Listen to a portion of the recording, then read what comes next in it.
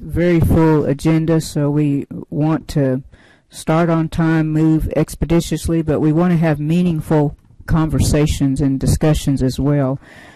So you all remind me, and us remind each other, that when we get ready to speak, of course, we need to speak into the mic and be sure and say who we are. So I'm Frida Powell, just so the audience online that's watching, they will be able to hear us. So remind me, and I will remind you all. So I'll go ahead and call the meeting to order. And we're going to review and adopt the agenda. So if you've had an opportunity to look at that, and you all should already have your packets in front of you too. And let's see here, the agenda is going to be on the, let's see here. I think it's about page 4, is it? Okay, so we have the agenda here for June 13th.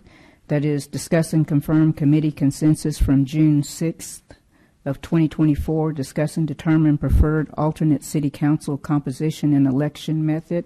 Discuss and determine preferred election calendar. Discuss and determine preferred charter provisions regarding mayor and council recall requirements.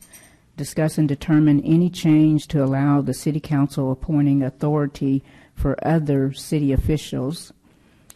Committee bike rack items, which I usually refer to as the parking lot, and future agenda topics.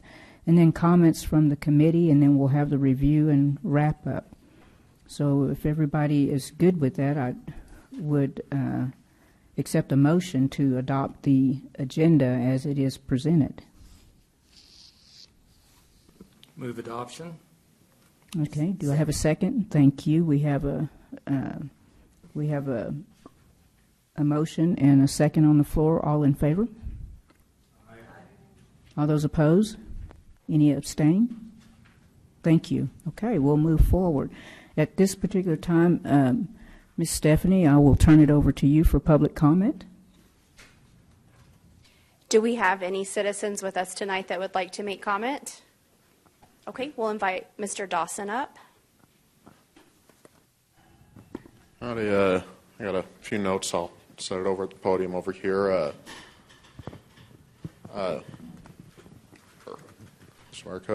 So similar to last week, I just wanted to bring some data based on some stuff that we had over the Pioneer in our records that are related to some of the stuff on the agenda, specifically in regards to November elections.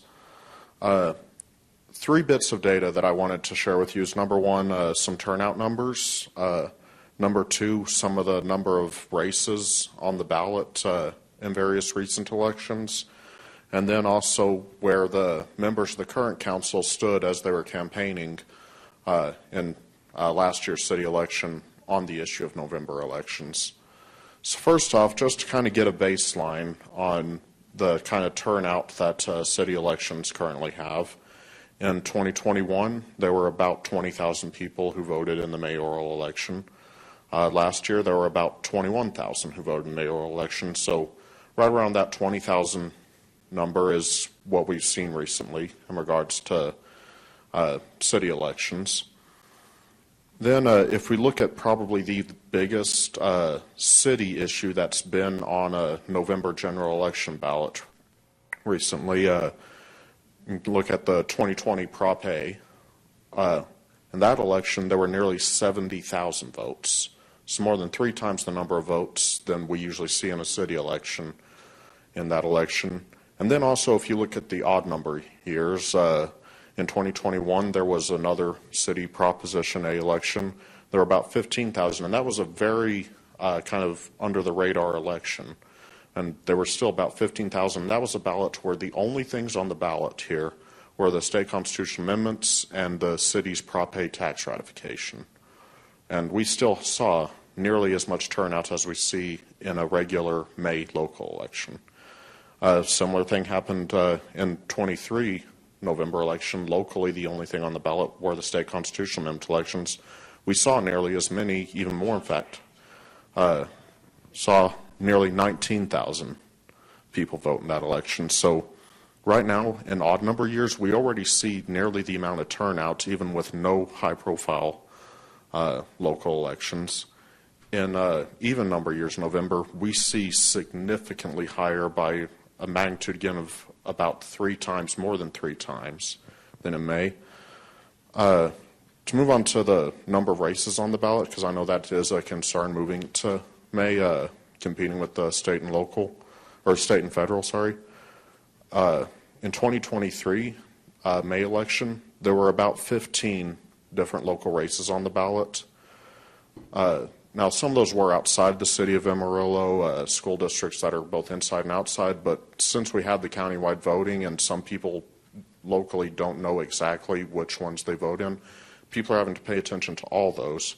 And we actually see a similar number already on the November elections. There were about 14 contested local elections here in 2020, about 17 and 22, both in November.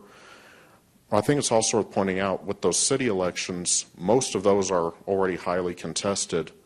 So then when you look at the November general elections, most of those are not highly contested. Almost every single race on the November ballot, the winner wins by about 80%. So if you're considering, is it going to really compete with those state and federal elections in November, I think we're already seeing that those really don't have much attention anyways. It's really high turnout, but not really much competitiveness. So I think that should maybe be weighed when considering, will there actually be attention on the city races at that point. Finally, where do the council members stand, or at least where did they stand when they were campaigning? Just to give an idea of, is there actually political support for November?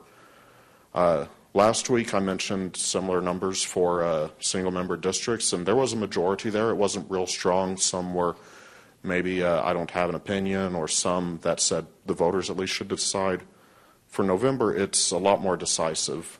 4 out of the 5 explicitly stated that they would support November elections. The only one, again, who did not was Councilman Simpson. But to show that, or to show whether or not there's political support, I think that that definitely shows an indication of kind of where the political will is currently in regards to when should the elections take place. Again, 4 out of the 5 current council members, when they were campaigning, said yes on November.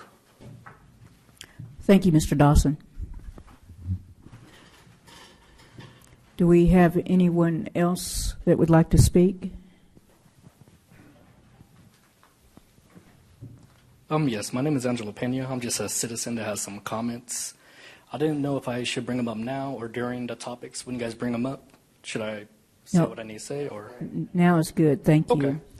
So first off, I kind of want to express that I'm in support of what y'all are doing, but I do want to bring in some ideas because I know we're going back to something that came up a long time ago, and I actually did vote for it because I know that we're going to do 4 years, and in my opinion, people in Amarillo or people in general just don't trust their governments, and it's kind of like, hey, we're giving you something, what are we getting in return? Even though with a new administration, you still have people that are not going to be happy. So I would still advocate for term limits, but term limits don't have to be the be-all, end-all. We could adopt something that Virginia had in the gubernatorial level, maybe bring it to the municipal level, where you could be re-eligible after, what's it, like 10, 15 years? Because I do not want to see a waste of public service with good experience, but they could come back at a later date. And I think for the recall, if that is going to get fixed. This meeting is being transcribed. Speaking right now, we can hear it. Oh, Yeah. sorry. I know Stephanie said that they were having some issues, so hopefully she's coming online right now. We are online right now, guys, so you should be able to hear us. And apologize, please keep. Okay. Yes, go ahead. So Keep going. for recalls, if we do fix that, I would actually suggest a honeymoon period. Like if you're newly elected, they're like, because, hey, we're in a time where candidates can be controversial or not. And we don't want to see that abused, so I would actually advocate for like a honeymoon period of, at least if you're newly elected for your first year, a petition should not come against you, but if you're re-elected, at least you get a 6-month honeymoon period. So you already have experience, and these are just some ideas, and I hope y'all will take them into consideration.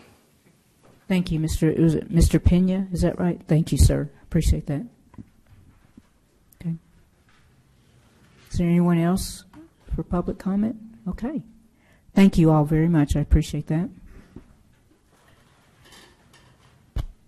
All right, so the next item on the agenda is discuss and confirm committee consensus focus areas from the June 6th meeting. So I'll turn it over to Dennis at this point.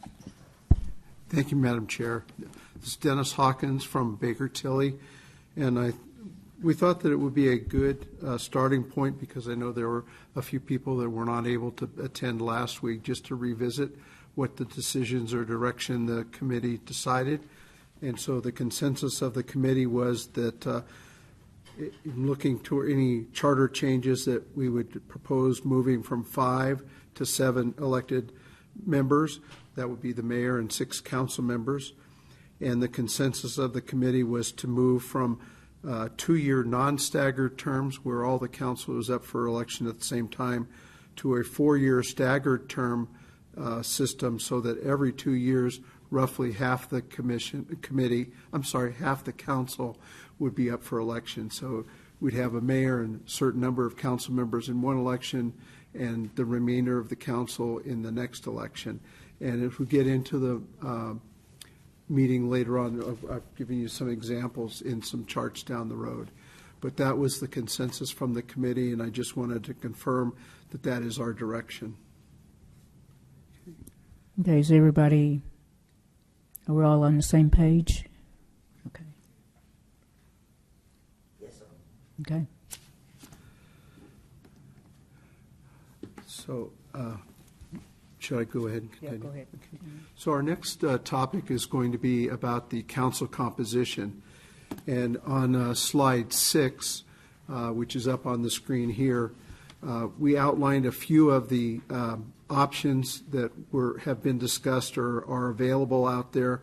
And so first is the current system where the mayor and the council members are all elected at large, and they're all elected on a citywide basis. So all residents of Amarillo vote for the mayor and each council member. There's a hybrid model that some cities use, which the mayor is elected at citywide, some council members are elected citywide, and then some council members are required to live in a specific geographic area, but the whole city votes for those seats. So you have, that's why we call it a hybrid. You have some citywide representatives, but then you have a certain element that is representing specific geographic areas and must be a resident of that area. The hybrid model 2 is that the mayor and some council members are elected citywide, and some council members are required to live in a specific geographic district, with voting on that seat limited to voters living within that district. So, for example, you could have the mayor, and just for example's sake, let's say 2 council members that are elected on a citywide basis, and then you would have 4 council members that are elected based on specific geographic areas, and only the residents living within those geographic areas would vote for that specific council member. And then lastly, we have hybrid model 3, which the mayor continues to be elected citywide, and then all of the 6 council members are elected to represent a specific geographic district. So the 6 council members must live within a certain area to run for the seat representing that area, and the voters in that area are the ones that vote for that seat. So you'd have 1 citywide elected official, that being the mayor, and then you'd have 6 council members representing specific, the term often is used, single-member districts. And so those were the 4 basic models that we looked at or suggest for your consideration. I'm open to any questions or comments or further explanation if you'd like. Okay, does anybody have any I comments? do, of course. Of course. I am determined, as I think this council is, to provide representation for the people that feel underrepresented in this city.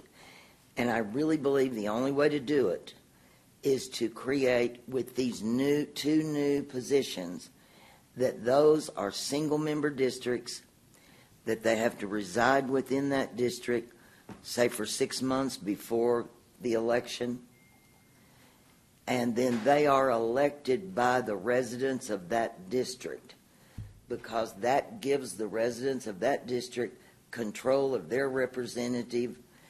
And the other part of it is, these aren't going to be two new positions that we hope will come from those areas of the city that have been unrepresented. It takes money to run for elections. If they can campaign within a district as opposed to citywide, the cost is going to be less for their campaign because they'll be contacting the people who live in their district. The other 5, I think, they run at large. They all live within a certain pretty close area, so I think they should be at large. So I like the Model C, where we have 2 that are going to be in single-member districts, and those would be set up on the north and northeast and possibly southeast side, so that we do give representation to that area and we restrict the voting for those to that district.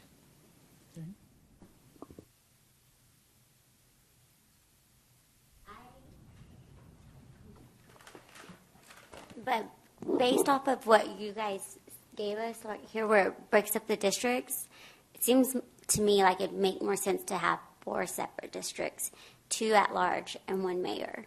So there's even representation of each district.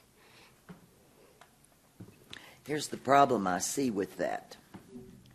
If you divide it into 4 districts, our current council, almost all of them live in one of those districts.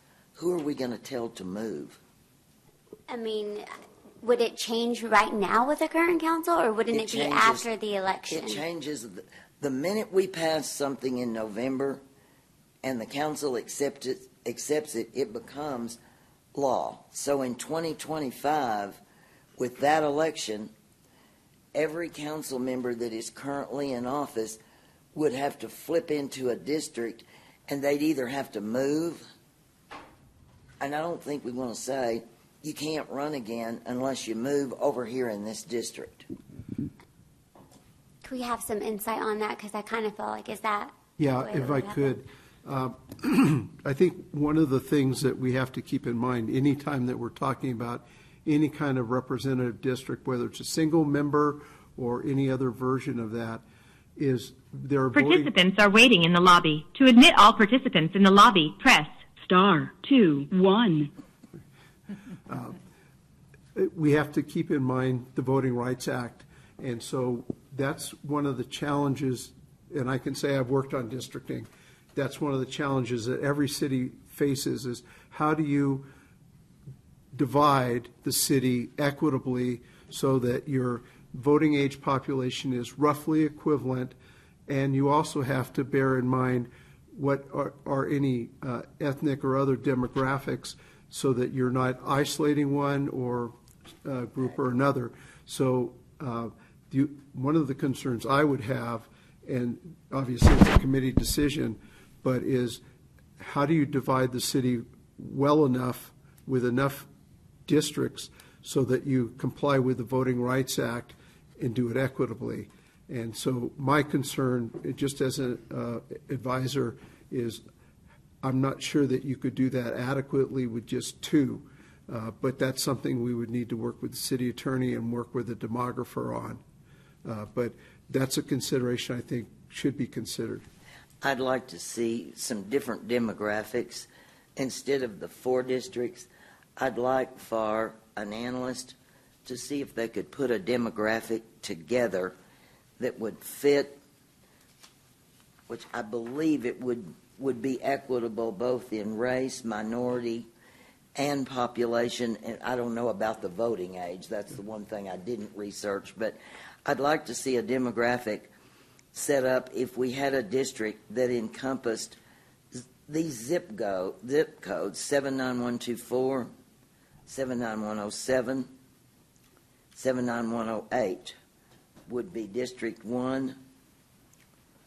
District 2 would be 79111, 79101, 79103, 79104, and 79118. Because rough population numbers that I ran, and they're very rough, I understand. That's what I'd like to see. And I can't find a map that has the polling places in those 2 districts, because we need to look at the polling places so that we don't create a district that half of it's in half of the people are in one polling place and the other half are in another polling place, and they live on the same block. So I'd like to see them do a map of polling places within those 2 areas to see if it can be divided. I don't know exactly what demographics they used to do this 4 district, but I'm thinking in terms of we would have a north of I-40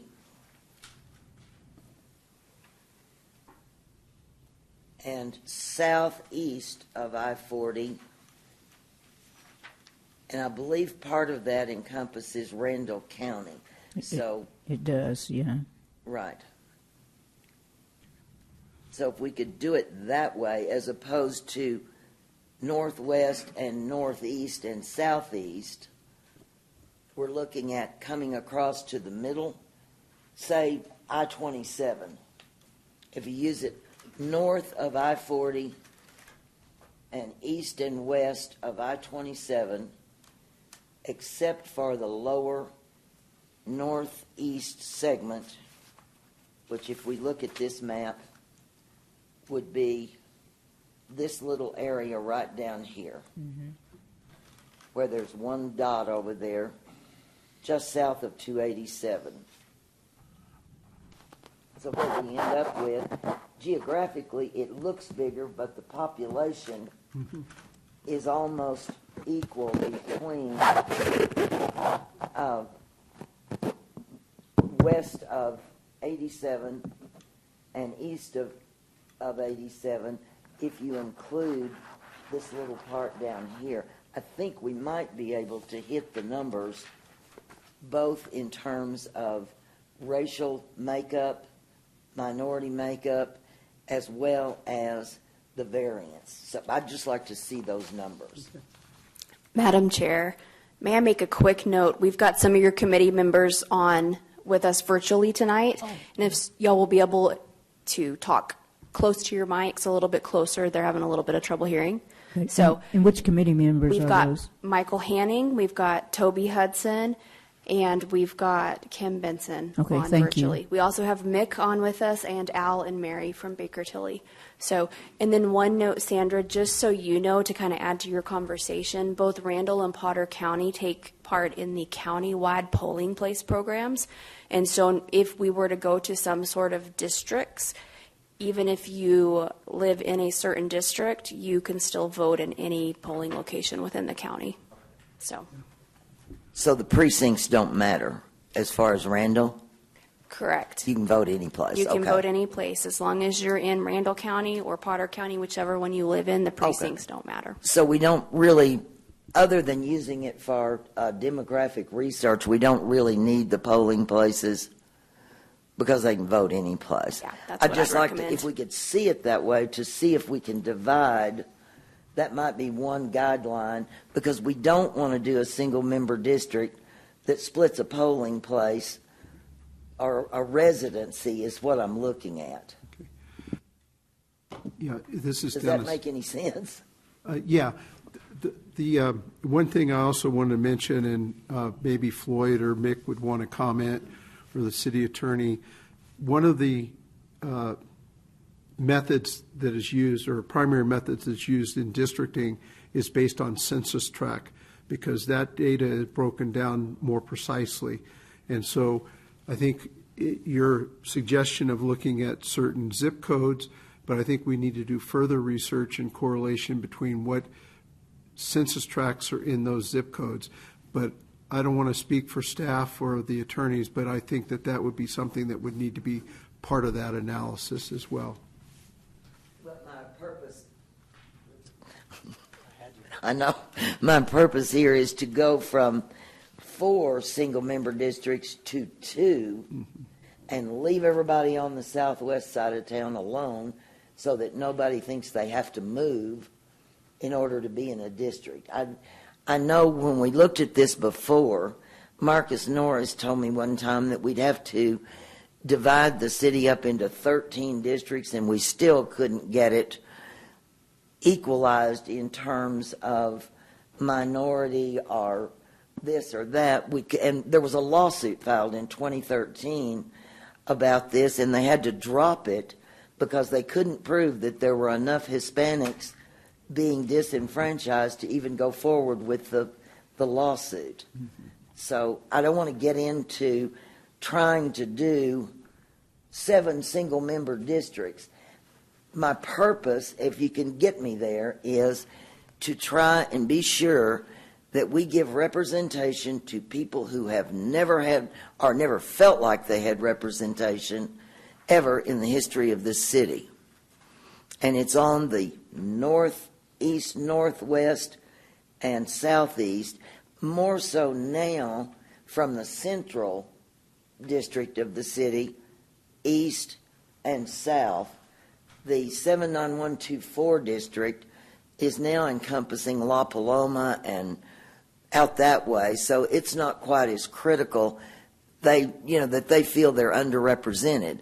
But I have spent my life in this city for 83 years listening to, if we were on the north side, we'd have sidewalks. If we are on the south side, we're on the north side, we don't have a sidewalk. We don't have paved alleys. The people on the south side are worrying about, I got a pothole in my alley I want fixed. The people on the north side don't have sidewalks. They're living next to condemned buildings. And if they come and talk about it, somebody says, yeah, we'll do something, and nothing happens because they don't have a voice. And they don't vote because they don't feel like it matters. And I feel like it is critical that we give those areas their representative that belongs to them, that they can elect, and they feel like for the first time in 100 and some odd years that they have a reason to go to the polls and vote. This is Dennis. I wanted to offer a suggestion for the committee is what I'd like to see tonight so that we can meet our deadline of June 27th. There's a lot of analysis to do, and I don't want to speak for the city staff. And Floyd, if you could talk a little bit about the capacity to break some of this down by census tracts. But if we could walk out tonight with maybe 1 or 2 basic scenarios that people agree with and want further research on, I think that would be good. One suggestion is the 2 single-member districts. Mm-hmm. I'd like to hear comment from other people about your preferences on how many districts, the composition of the council, and that type of thing. So I don't want to get locked into a solution until we've had a chance to talk about all the alternatives and come up with something that works. But Floyd and Mick, if you could comment on the analysis. Or Floyd Hartman. Yes, Dennis, I think that's where we're at, is that we want to go ahead and discuss the options related to the committee. We do have Emily Kohler here from Planning Department to help us identify some of the demographics the best we can, and she's here to help us in the future gather information related to that. I think that it's, as you go through this process, that you're going to find that the committee, we want the committee's input to how you would do that. But I think census tracts has the availability of data much better than zip codes. And so I defer to the attorney if either are legal. I think they're both legal, or any method that is legal can be used to identify a district, correct? But it's usually based, Brian McWilliams, city attorney, it's usually based on census data. And remember, the census data that we have that was spoken about earlier is 20 years old. We've had 2 censuses. So you always, anytime, it's my understanding, pursuant to federal law, every single time you change you go to single member districts, or you change or add single member districts, you will always need to go back and look at the census material. So that's one of the reference points you use. So I just used zip codes because I didn't have census data. I'm using zip codes to try to indicate a demographic, geographic area. So I'm not suggesting we have anything valid by zip codes. Madam Chair, this is Gary Pittner. First of all, Sandra, I want to concur with your opinion that in good conscience, it's difficult to look at the results, intended or unintended, of our current system in terms of representation in an equitable way across the city. So I think we need to find some way to better address that situation. Sandra, I have one question for you, just so I'm understanding what you're suggesting. Are you suggesting that for example, you're saying 2 districts, but you're suggesting a district, say, in Northeast and Southeast, and then everybody else is, so you're mixing single-member districts with at-large? So some portions of the city would get to vote for their single-member candidate and also everybody else on the ballot, and other parts of the city would not be able to vote on that district's race, right? I don't think. Correct. Brian, how does it, that doesn't work, does it? Yeah. Say it again. Okay. Yeah, She is. Let me try to explain. What I think Sandra is suggesting. You take the city of Amarillo. Say we had the current 5, for example. She is saying we set up a single member district, and for example purposes only, let's say Northeast, and another one Southeast. We don't set up single member districts anywhere else in the city. 2 single members. And the other 3 are going to be elected at large. Well, if we're talking about 5 here, you have 1 in a district, 1 in a district, and 3. We have 5 more because we're adding 2. Well, I'm using 5 as an example. It works on 7 as well. But my issue there is that you would have some parts of the city having more candidates, more places represented than others. I don't think that's going to fly. That is right. Okay. Yeah, it's the one man, one vote idea. Okay, thank you. And so, yeah, that's important. Okay. Let me make another point or two real quickly, and I'm so happy Emily is sitting here. Mm-hmm. First of all, if you haven't already, I would encourage, and it probably is the best document that's out there that may be the least read document, and that's the city's new comprehensive plan. And if any of you are listening or watching out there, I would encourage you to take a look at that plan. There's a lot of instruction out there for not only our electeds and staff, but also the citizens of Amarillo in terms of how we work best to craft our future.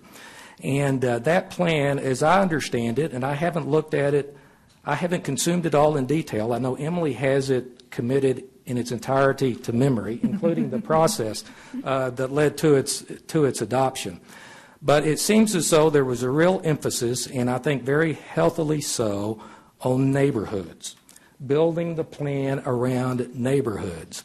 And I think it's important for us as we carry out the work of the city not to think of things in silos. I think we make mistakes oftentimes by thinking about the planning process in a silo, maybe the election process that we're talking about in a silo, and maybe our interest could best be served by kind of merging some of those thoughts together in terms of how you might build a building block of the residency requirements or potential single-member districts.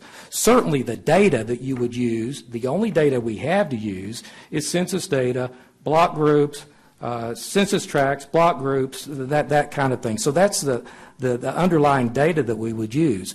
But I like the idea, if we go to single-member districts or residency requirements in districts, that we look at building those districts, whether it's 2 or 3 or 4 or whatever that number turns out to be, using that neighborhood model as a guide, because we think about neighborhoods when we think of our community. We think of the Heights, we think of the Barrio, we think of Bivens, we think of Wolfland, we think of Puckett, on and on down that list.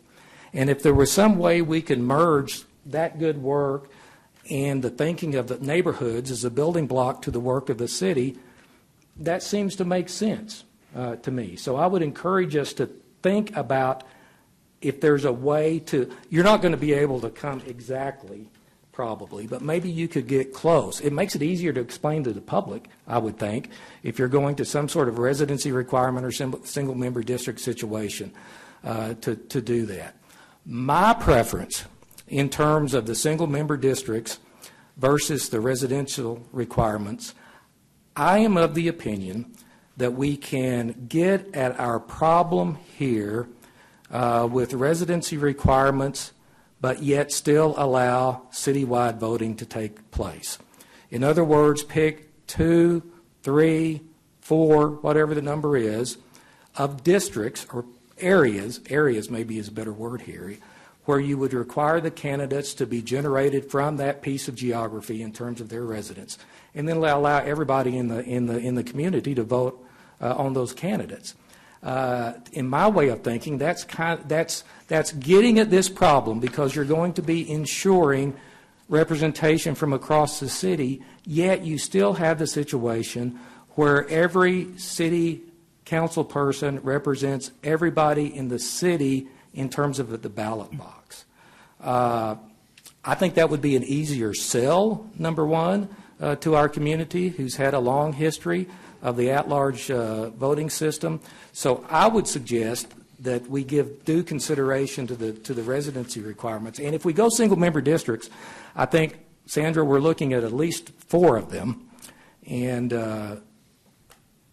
you have a 7-member council, 4, 3 at-large, plus the district. I mean, you're still going to have the ability of a district to have, more than their fair share, if you will, if you want to look at it that way. The only way you're going to prevent that is to go to, the straight-up 100% pure single-member district, a la the city of Lubbock. They elect their mayor at large, and then they have 6 distinct geographic districts in which the citizens of those districts vote for and elect their representative, and they don't vote for anybody else on the council other than the mayor. I kind of like the way I kind of like the idea of maybe a bit of the best of both worlds, an ability to address this geographic inequity that's there, and yet still honoring some of our past practices that aren't all bad, but honoring our past practices of everybody having an opportunity to have a stake in every one of you elected officials. What do we do, Gary, if Les and Tom and Right. Cole live within the Right. same district? Right. It happens with our state legislature every time redistricting takes place, and that's kind of ugly. In terms of I've been there. in terms of They've the politics of representatives being districted out of their district. My thought on that is we only have 2-year terms now. We would be making a transition, moving into a new election. It would be up to these ladies and gentlemen to make a decision. Number one, do I want to run for the residential seat in my area? Do I want to run for one of the at-large seats? Do I want to run for mayor? they have to make those decisions. Do I want to run at all? They have to make those decisions anyway. So I guess I don't feel bad about you ladies and gentlemen that have served on the council having to make a decision as to the future spot you may run in, whether it's mayor or on the council, or if we go to some sort of geographic representation situation, making decisions that's a mix, whether or not I run for the at-large spot or my neighborhood spot, if you will. I'd be curious. Okay. So keeping in mind really quick, committee, so we have 4 disadvantaged, underserved neighborhoods, and that's the North Heights neighborhood, the San Jacinto neighborhood, the Barrio, and East Ridge. Mm-hmm. And East Ridge seems to really get left out of the mix, which is in the northeast area or vicinity. Right. And so we need to make sure we keep those 4 neighborhoods, and then, we kind of forget about River Road area because they're sort of parts in, parts out. Right, because they're sort of in the Amarillo area, and then they're sort of in the county jurisdiction. So within the city and within the county. So I want to go to Rodney and see if you have any comments. I think one of my first things is, if we were to go to I hate to be negative Nanny here, but if we went to districts like you're proposing, what if we don't get a candidate? That was my next question of the legal department. Okay. What if nobody files? Yeah, if do files. We extend the filing period, or do we open it up to be at large? Because I'm against single-member districts. I just think it creates too much division, in my opinion. Now, I'm partially with you, because I think we need to address those areas. But I think going single-member across the entire city will create too much division, and that's my opinion. But if we can do a hybrid of kind of what you both are saying, then I'm all for that. And yes, the vast majority are probably going to come from that area. However, what we're trying to get is a voice in those areas. That's really all we're trying to start, is to get a voice there eventually. That's what I'm after, candidates and a voice. Exactly. So I want to make sure, number one, we have a candidate and has a voice that talks a little bit more than I talk, right? So. Stephanie? To answer your question, and I'll have Brian correct me if I'm wrong, but the way our charter's written right now, if we don't have a candidate sign up, the current council member continues serving in that position until their successor is sworn in. And so we would likely go from a general election into a special election and try to get someone in there again. My next question would be, if it's a new place that's being added and we have no filing from that area, what do we do then? Then it would likely remain vacant, and we would run a special election, and there would be increased taxpayer costs in running that election. That's what I'm trying to get away from. Madam Chair, in that regard, let me just remind everyone, if we look at 4 areas, places, districts, whatever we want to call these things, that's 50,000 people, roughly, total population, never dismissing the voting population, but there's a connection there. That's 50,000 people. I think we'd have candidates from a group of 50,000 people. Every city in the Panhandle has half that many people, at the largest, and they find people to run for office. And when we went from 3 council members to we went from a mayor and 2 to a mayor and 4 in 1955. We only had 100,000 people in this community, and we were getting, people to run for office. That's a possibility. That's always a possibility. There are provisions to deal with that eventuality, but I really think that's a long shot. Let me offer this. So we've looked at a map over the last 20 years. We had 23 candidates in last year's election. Would it be helpful to see a map of where those candidates Yes, it were would. dispersed? I think there were a couple that were from the northeast side, Okay. as I remember We correctly. can put that together and send that out to the committee. That'd be next great. week. I think he wanted us to make decisions Audrey. today. Oh, this is Audrey. I think he wanted us to make somewhat of a decision today on that. Is there not any way we could see it today? Let me work on it a little bit right now. Sorry, this is Stephanie. We can't get GIS on it right this minute, but let me hop back where I can get a keyboard and I can try to plot them out on Google Earth and do a quick one for you. Madam Chair, if I could just make a couple of comments. One, I think it may be a good exercise for us to come up with some sample redistricting criteria that other cities have used, because that, I think, can address how you draw the lines is really established in the principles that you set in the redistricting process. So I'm happy to produce something that will give you an example or some examples of criteria that other cities have used, which I think would be important in this discussion. The other thing that I want to mention is that these examples that we've given you are all examples of practices that are used currently by Texas cities. So I think from a legal challenge standpoint, I think the city would be in good stead by having something that is tried and true, so to speak. I did want to mention that I'm not sure if the criteria for redistricting includes preserving incumbents' positions. I think that's essentially what you're talking about.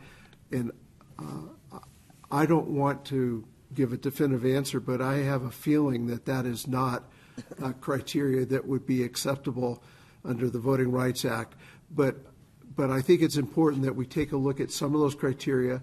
I don't envision that being part of the charter amendment. Right. But I think it could be good background for the council and for the community to understand what was guiding the committee in coming up with the plan that they've created. So I think that would be something we can add to next week's agenda if the committee would like. Maybe better stated, what if we took a look at a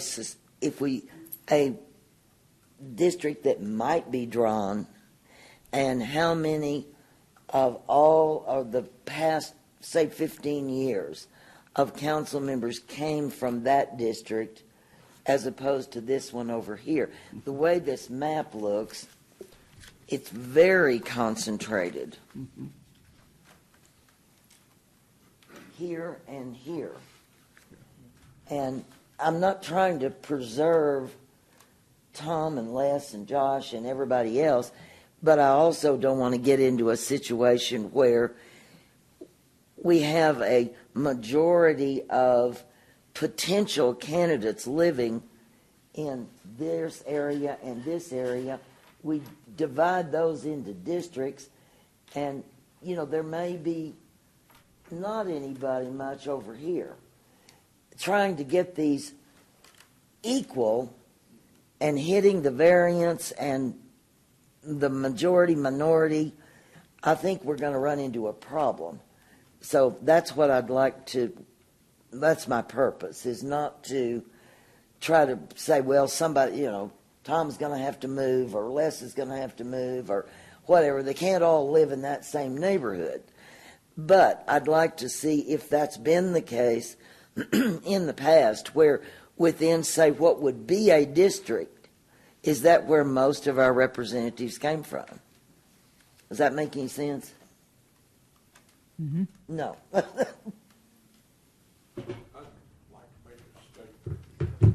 And I'm not talking as part of the committee here, but I know. This is Tom Sherlin. Yes, thank you. Sorry, Council Member Tom Sherlin. I know myself. I may live over in that area where everybody's at, but do you want to know where I spend all my time? In the north, northeast, and east, because that is where the needs of the community are. I spend very little time in my neighborhood. Right. I mean, so when you look at this, I think we need to look at it, the person we elect, what are they wanting to run for, or how are they wanting to Participants represent. are waiting in the lobby. To admit all participants in the lobby, press *2 1. Anyway, that's basically my statement, is a lot of time we need to vet our candidates, that they may all live within a block of each other, and they may all want to represent that block. But if you're working for the city, you're not. I know what you're talking about, Tom. What I'm saying is, if they all live within a block of each other and we set up a district, are we going to eliminate people that want to serve all the districts? Correct. Because of the way our city is concentrated in our demographics. Okay. So, Donna, do you have any comments that you'd like to share with the committee at the moment?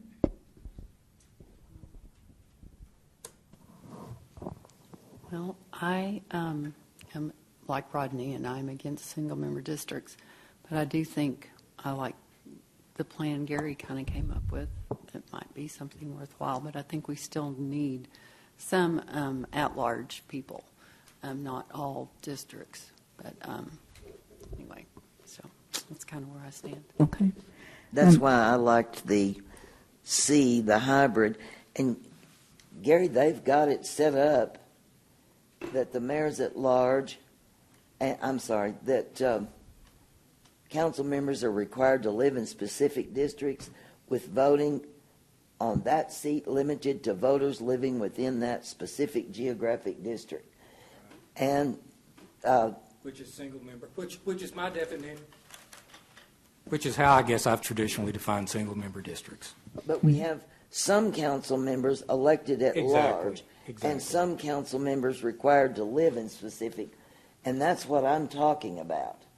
That on the north and northeast, they're required to live in their district, and the voters in that district are the ones that can vote on them. And some are running at large, and everybody can vote on them. Am I correct in interpretation on C, Dennis? Hybrid 2? Hybrid 2. Yes. Why would we not look? Hybrid 1 is basically, so if we decide to add 2 people, then it gets away from what you're talking about with the 5 current members, regardless of where they live. Okay, so if we're adding 2, then we add 2 in different districts. And I know drawing up the districts, we've talked about that. But hybrid 1 is basically we have 7 members and everybody votes for them. Am I reading that correctly? Right. Mm-hmm. So it gets away from what we had talked about earlier. Any single member districts, it talks about, we're a community as a whole, things like that. So hybrid 1, you can still have a said person living in the northeast, if we're talking northeast, and one in the southeast, or whatever the districts end up. They're living in those. We still have that voice in those areas, but everybody votes for them. As long as we'd have a residency requirement, as I long can as live with that. That's kind of that would get us accommodating away from everything. all the demographic research and blah blah blah and trying. I mean, to you're still going to have to draw up a Yeah. district, But whether it be the northeast and the south. But we get those voice in those 2 areas that everybody's concerned about. Right. It gets away from single-member districts. The city of Amarillo votes, which is the way I shouldn't say we've always done it, but we've always done it. This is the way we've always done it. But that's one way to get away from it. So, Michael or Toby or Kim, would you all like to comment, have some input?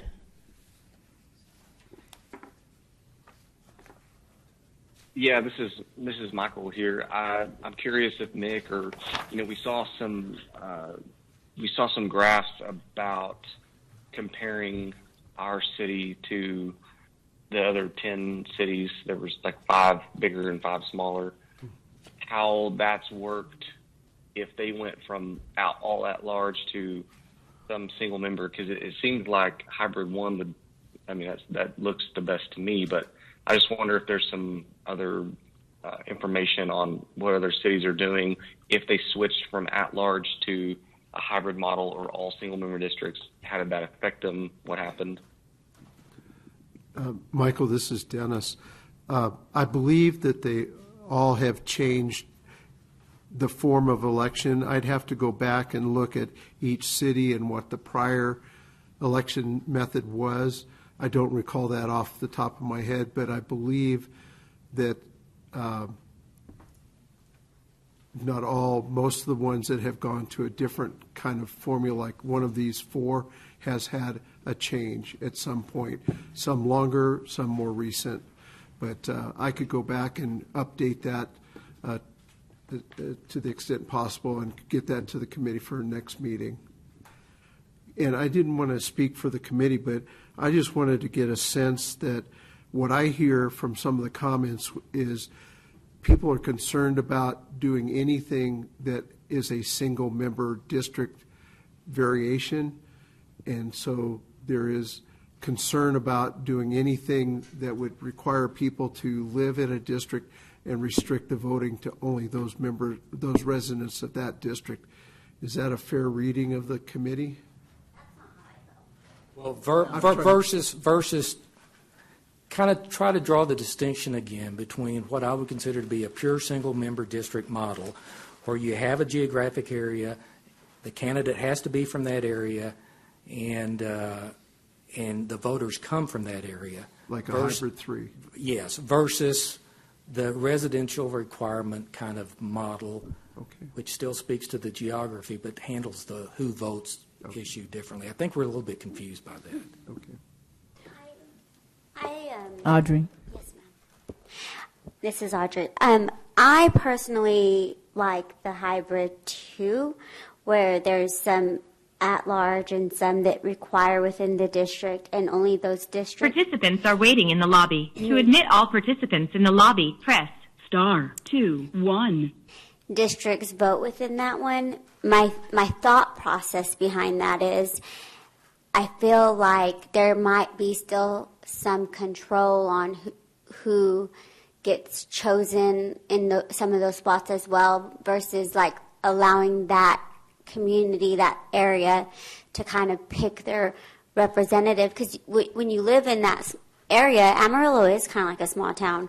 Where I live, I run into the same people all the time, whether it's at the school, it's at church, it's at the store.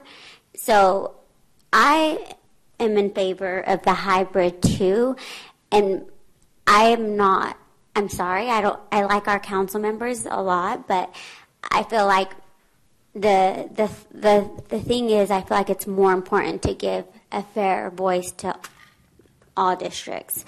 And who knows, what if these current council members weren't going to rerun? And I think it's going to be really interesting to see the ones that did run. Because I know if I lived somewhere north, I wouldn't want to run against Cole Stanley or Lexington, or, it's just kind of, they have more money definitely than me, so I would not want to compete against that.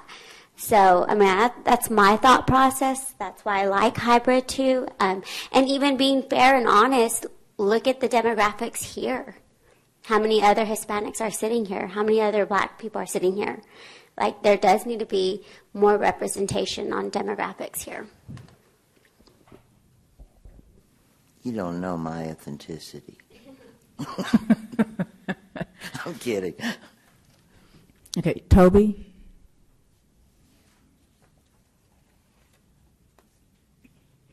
Yeah, it's Toby Hudson. Can you hear me? Yes. Yes. Okay. I was just going to respond to the chairperson's request for everybody putting their opinion in. So I would probably go with hybrid 1 with three people that represented a geographic district. If we could equally divide the city into 3 geographic areas that are roughly the same in population, and then 3 at large. I would probably be in favor of citywide voting for all those areas. That's up for debate, and I could probably live with either way. I think it complicates the voting a little bit, and it complicates the campaigning a little bit, but I understand the pros and cons of both both systems, but I think a 3-and-3 system is fair. It's more fair than we have now, and then of course still the mayor being at large as well as the other 3 council members.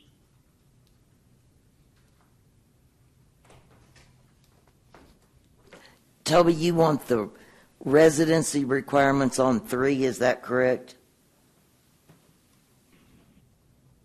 Yes, ma'am. Residency requirements on 3 of the council seats. Okay, thanks.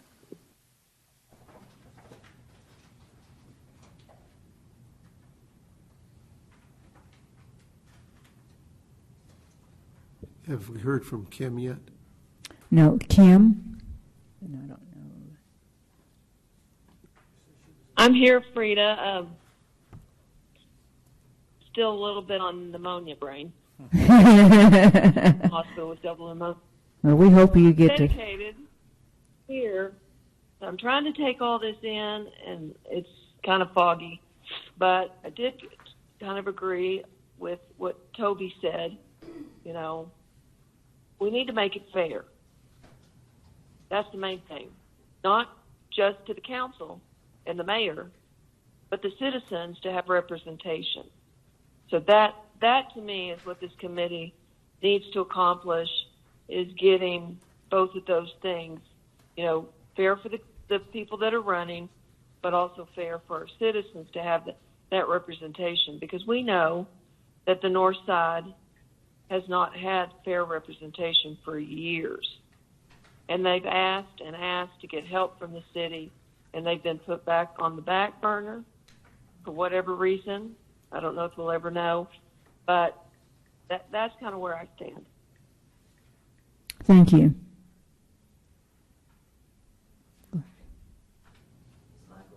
Yeah, I think he's already commented. Yes, I spoke earlier, and I think I'd probably agree with what Toby said with 3-and-3.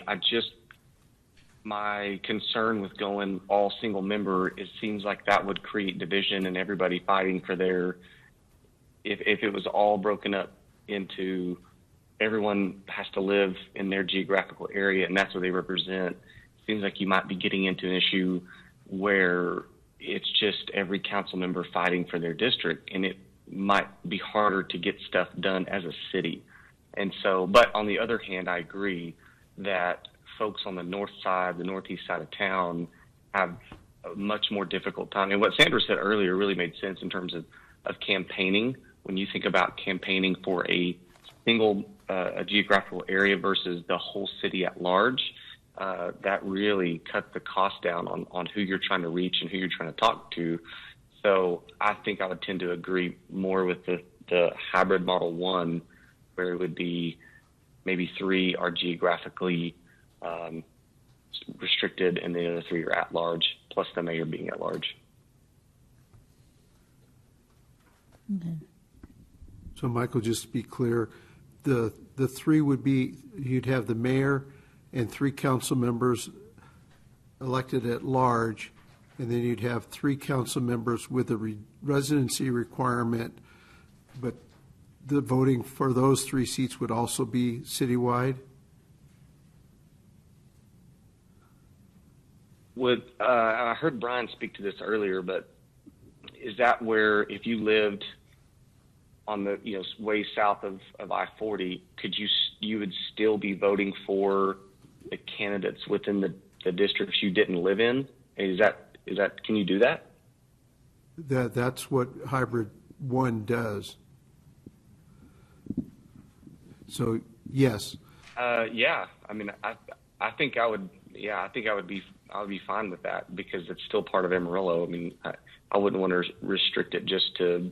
I think I would be for people being able to vote for people that weren't. If you lived and you were just voting at large, you would still get an opportunity to have a say in the folks that were running in the geographically restricted areas. So it sounds like, and I don't want to speak for the committee, but it sounds like there's more of a consensus towards a hybrid 1 model, so that we have a mix of mayor and some council members elected as citywide, and some council members required to live in a specific area, but those seats are also voted on a citywide basis. Yeah, that's this is Frida, and that would certainly be my preference as well, because I want it to be fair to the citizens where everyone gets the opportunity to vote. Because if we're trying to do it as districts, and then we say you have the residency requirement, then you only have a handful of citizens that get to vote for that one individual or those candidates that are representing that district. And so it just saddens me that our city is divided, and I know we're not the only city that's divided, but during my service, my goal was always to serve at large, represent the entire city. Anyone that needed anything throughout the city of Amarillo, they could always call on me. It didn't matter where they lived, or because a lot of people thought that because I was place 2 that I was representing North Heights, and I had to explain that I represent North Heights and the entire city of Amarillo. So I had to go through that process of explaining. But I would like for us to just be able to come together and work together, because we get more done when we do that. But here's the other thing, and I think Floyd tried to explain this early on to me, but I still don't understand how, if we move to districts, so how does the budget impact the districts? Because I know that everyone across the city is still going to get the same services, okay, because they're paying taxpayers' dollars. But how does it work when it comes to the budget as to, okay, so you're in this district, so which projects are going to get done over here, which projects are going to get done over here, which projects are going to get done in Southwest Amarillo? That's what I can't quite wrap my mind around, to be able to understand that. So to help understand that, I guess the global description I would give, Gary can weigh in on this, and I'm sure Brian can. If you elect a single member district or a residential requirement, either one, that elected official still represents the entire city. Okay, and that budget is an entire document for covering the city, including the residential requirement or a single district. So once they're elected, yes, you can say they represent that district, but they represent the entire city, just as you described earlier. Okay, and that's what I want our citizens who are listening to really understand that, because it is complicated. And I think you're right. If we want to get rid of some of this division, then the hybrid one probably is better than letting just like hybrid 2, better than letting just people in that district elect their person. If everybody elects them, then we do away with what, in my mind, was giving control of the people in that district by their voters. We bring them into the city and make them part of that, rather than keeping them in their silo, like Gary says. Right. And I think we have too many silos right now. Yeah, and this is Gary Pittner again. The public sometimes gets confused, but, the city's budget does not work in such a manner where funds are allocated by election area, or nor would they be under this. The authority of the city council is the body itself, not any individual one member, but the body in total. And it's that body that goes through the budget-making process on an annual basis and makes the decision for the entire community as to where and how dollars are to be expended for the next fiscal year. So it's not a matter of taking the city's budget and doling it out by area. It's the council making decisions on a citywide basis where those resources and how those resources can best be spent by a common decision of the body during that process. Ron Floyd? And Gary, that's where we're going to have to spend whatever little time we have trying to make sure we educate our citizens and get that message out there. and find out how can we shorten it, but make sure they understand, and that's always challenging. Yeah, it's hard. Okay, I think we're there. We've got a strong consensus on hybrid 1. Mm-hmm. I just have a question. What are we thinking of dividing the 3, if we're talking about 3 districts? Is it just a few areas, or are we going to divide the whole city into a district? Just the north part? Northwest, northeast, Okay, southeast. Brian, we're talking about dividing the city into 3 voting areas, the entire city. Voting area 1, voting area 2, and voting area 3. If you add those 3 together, you've got the entire city. No. We can't. No, you don't. You only have, we can mix them. If we have districts and we have part districts and part at large, we've got a hybrid. We can mix them.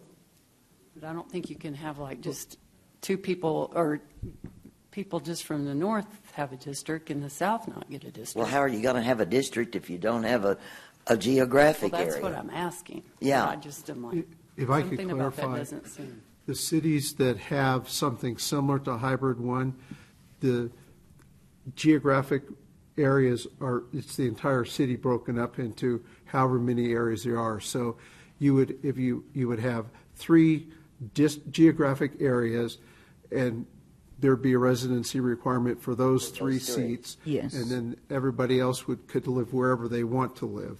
Right. And I did want to ask one thing, and I don't want to complicate staff's life, but just in some of the research I've done, if we could take a look at the 3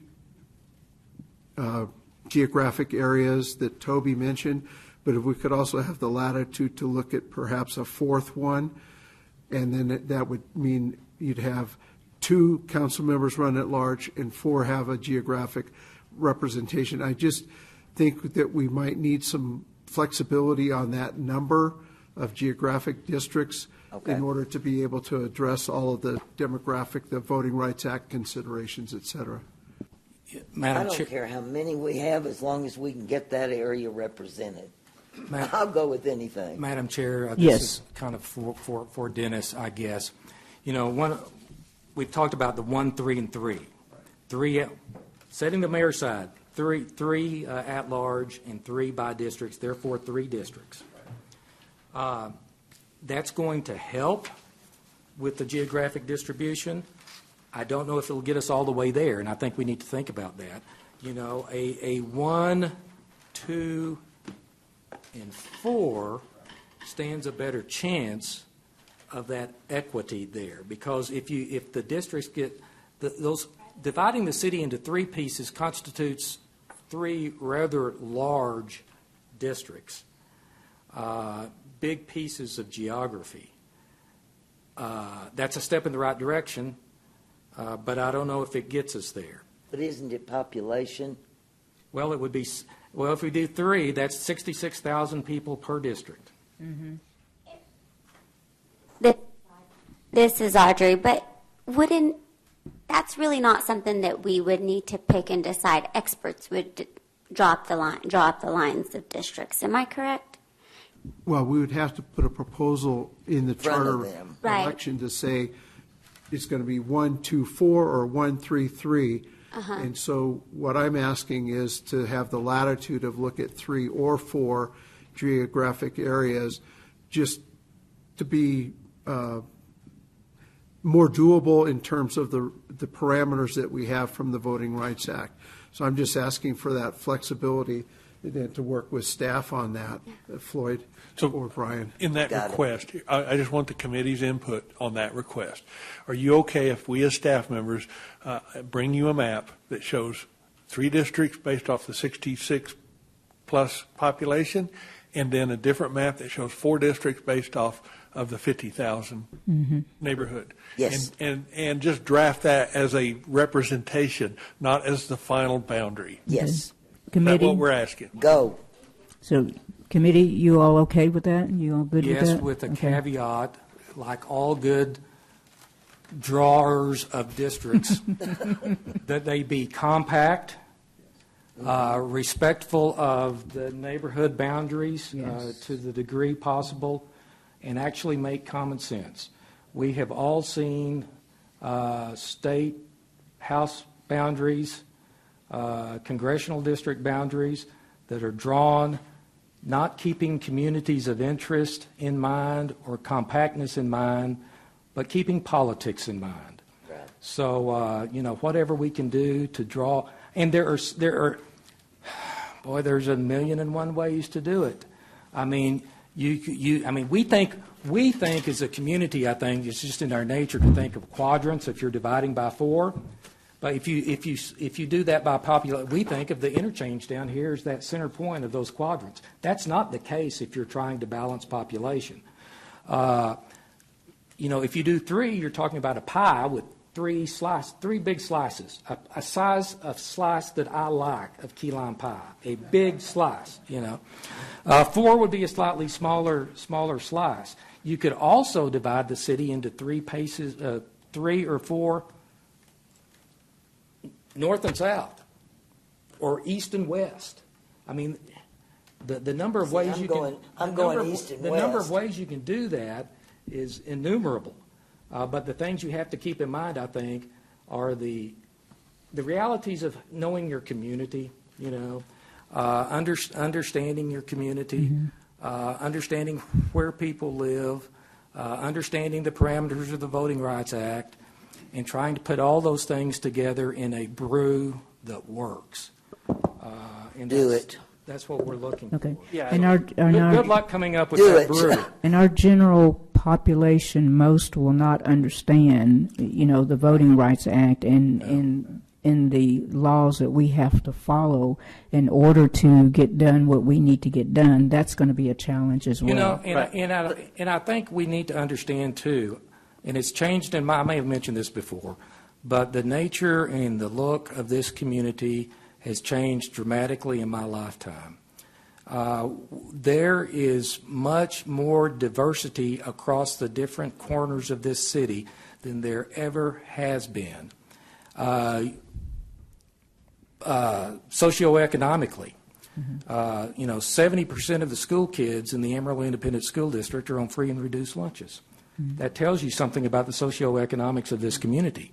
And there are higher than you would ever expect, unless you're paying attention to it, of folks in the Amarillo High District that qualify for free and reduced lunch. You think of PD in that area as a predominantly black high school. That's not the case. It's a predominantly Hispanic high school. Right. So there are some norms out there that people have that maybe will need to be dispelled in order for them to understand the nature of what's being suggested and the reality of what's being suggested and the fairness of what's being suggested. Well, there are those of us. As long as I think people can certainly see if we say residency required over here, residency required over here, and residency required over here, then that does it. That's easy to understand. Yeah. If residency is required. True. But I do want to put in there, we've got to have a 6-month prior to filing, because I've seen that happy stuff, and we all have, where somebody sort of eases into a district statewide And so, Gary, you were talking about diversity just a few minutes ago. Some of us who are sitting here right now and on this committee will remember when the North Heights area was predominantly black. And that's not the way it is today. That's not true anymore. Because now you have a diversity of individuals, which I'm happy to see that live in the North Heights area, and that people can live anywhere across the city of Amarillo that they want to live, so that's great. But in the North Heights area, you have Hispanics, you have Caucasian, I mean, you have Asians, so I mean, it's a great mixture, I think. Madam Chair, you have one online that wants to make a comment. Okay, go ahead. Who is that? Toby. Toby, go ahead, Toby. Yeah, it's Toby. I was just Hey, at the police department, we divide up the city based on maps all the time for That's beats, so true. the way we answer calls, and it's done by population and geography and neighborhoods. So I have full faith in Floyd and the staff that whether we do it in 3 districts or whether we do it in 4 districts, that they'll come up with a map that represents geography and neighborhoods and population, because I think what we're all worried about is the overrepresentation of the southwest side of town. I think because of population density, that's going to be a small geographic area, whether you divide it into 3 or 4. And just because of the land space and the way that the people are spread out, the northwest and northeast will be larger districts. So I want to let Floyd and his crew come up with a simple population / geographic map, 2 different versions of it, 3 and 4, and then show it to us. We all know what we're trying to do here, and I know that they'll get it done. Okay, yeah. So the voices that are not really being heard is north and northeast, and then southwest. Southeast. I'm sorry, southeast. Thank you. Correct. Yeah. So that's where we want residents. Right. I think we're in a good spot on it. We'll get those prepared and Okay. get those out. Sounds good. And I just want to say, it should go without saying, but I think we will apply the best practices on districting that are available there. So recognizing communities' interests and things of that nature. So I think whatever we come up with, we'll work with staff to come up with something that is reasonable and doable and understandable. That works. Okay. This is Gary Pittner again. I think the bottom line as to when we start playing with maps is that any district that is kind of a southeastern focused is going to have to go further west than we might anticipate. And anything in northeast Amarillo that we think of as a potential district is probably going to have to go further west and maybe southwest than we anticipate right off the bat in order to balance that population, whether it's 50,000 or 66,000. But don't forget, we're talking about residents, we're talking about somebody living there, not districting. Right, not by geographic size. Right. Yeah, I'm talking about where people live. Just where, we're just Yeah. talking about where people live, not how large the district has to be. Right. Yeah, geography has nothing to do with Yeah. it. Yeah, it's my understanding you went based off population, and that's what we're going to do. Sure, yeah. Yep. Okay, so I think we have consensus to go forward and do further analysis on hybrid 1 with 3 or 4 districts and coming back with some recommendations to the committee. Yes. Okay. So with that, if we could move on to the next issue of election calendar. Well, as the vice chair, Frida stepped out for just a moment for those that are listening. Dennis, are we ready to talk about the election calendar? Yes. Okay. Why don't you kick us off in that regard? I mean, it's pretty simple. It's May or November and even or odd, right? Or combinations thereof. Correct. So what I say simple, but it turns out to be more complicated at the end of the day. It's always more complicated than the simple. I'm going to step out for a minute, but let me just say, I am for May, odd years, period, paragraph, the end. Could I ask, Gary, Sure. Would it be appropriate to take like a 5 or 10 minute break for the whole committee and then come back? I think it would be appropriate. There are pleases around the table when that was mentioned. So we'll take a 5-minute break and reconvene in about 5 minutes. So we'll reconvene a little bit after 7.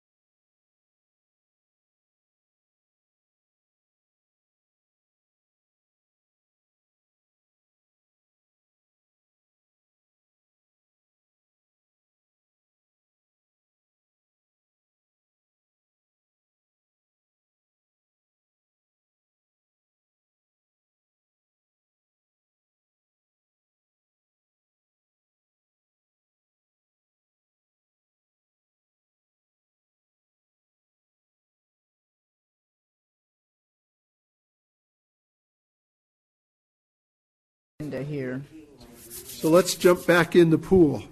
Yes.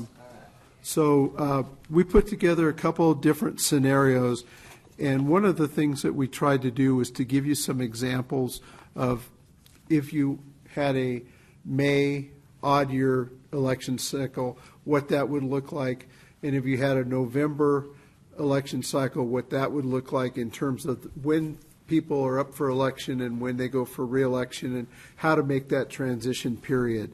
So, and as Gary said before we took the break, you're basically looking at 4 choices: November or May, odd or even years.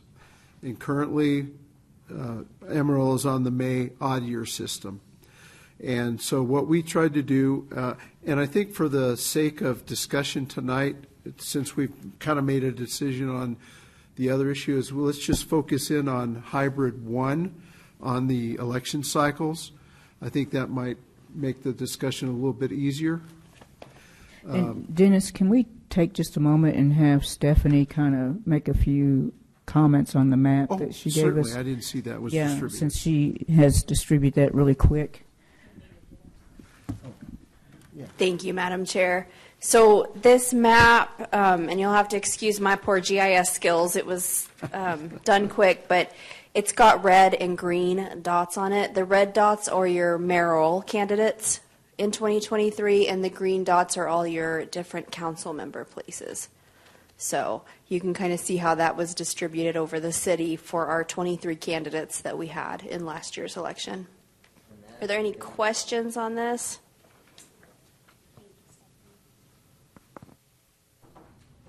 So we might look at, I think that's valuable information, where candidates are coming from and where they're not coming from. We may not need to focus as much on the far northwest. Right.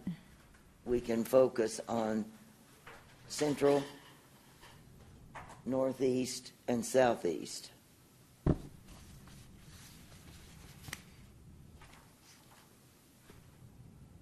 Think? Well, I think the boundaries will fall where the boundaries fall with 3 or 4, and we'll just have to take a look and see how that's going to work. Yeah. Okay. All right. Dennis, go ahead. Okay. So on page, I'm sorry, I'm wearing my glasses, I still can't see. I think it's page 8. The title is Review and Discuss Election Calendar Cycle, and we have the May 2025. So what this scenario is that we would, and this is just a discussion, so we'll fine-tune it based upon where we go with the numbers and what's at large and what's just residency required. But as an example, everybody's up for election in May 2025. What I would envision is the ballot, the charter amendment saying that people elected in May 2025 will serve as follows, and then we'll get on to the regular 4-year election cycle from them.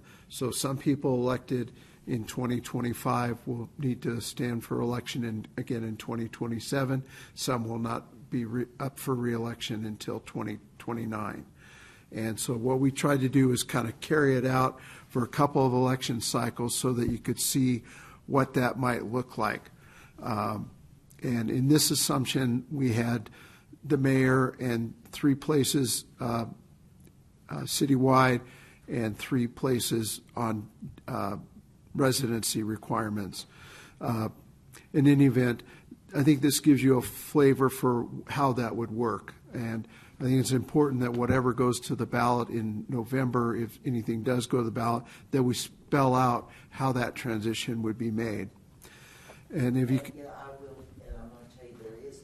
Sandra, can you use the mic, please? Thank you. There is concern. People are saying, that's great, as long as we don't extend anybody's term. Right. And you've covered that in here. Even if we shorten somebody's term, that's much better than even mentioning extending anybody's term. Yeah, nobody on the council now is automatically extended. Right. All 5 seats or 7 seats will be up for election in May of 2025, and then the new cycle will take place there. So it's not a gimme for anybody. And we need to reiterate that over and over and over. And that's why we did this, because I was impressed, that was impressed upon us previously. So if we go to page 9, that gives you a feel for what would happen if you went to a November election cycle. So again, every seat is up in May of 2025, and then you would have some seats would be up again for election in 2026. So they would have a very short period of time so we could transition into the 4-year cycle. And other people would be elected in 2025. They would face re-election, or those seats would come up for election in 2028. So again, nobody gets a gimme, but all the elections are held on a normal schedule in May of 2025, and then thereafter we go to the 4-year cycle, whether it's November or May. So I guess the question is, now we've laid that out, committee's discussion about May, November, odd or even years, kind of where are people and what do you think are the pros and the cons of each kind of calendar? And I'm happy to answer any questions.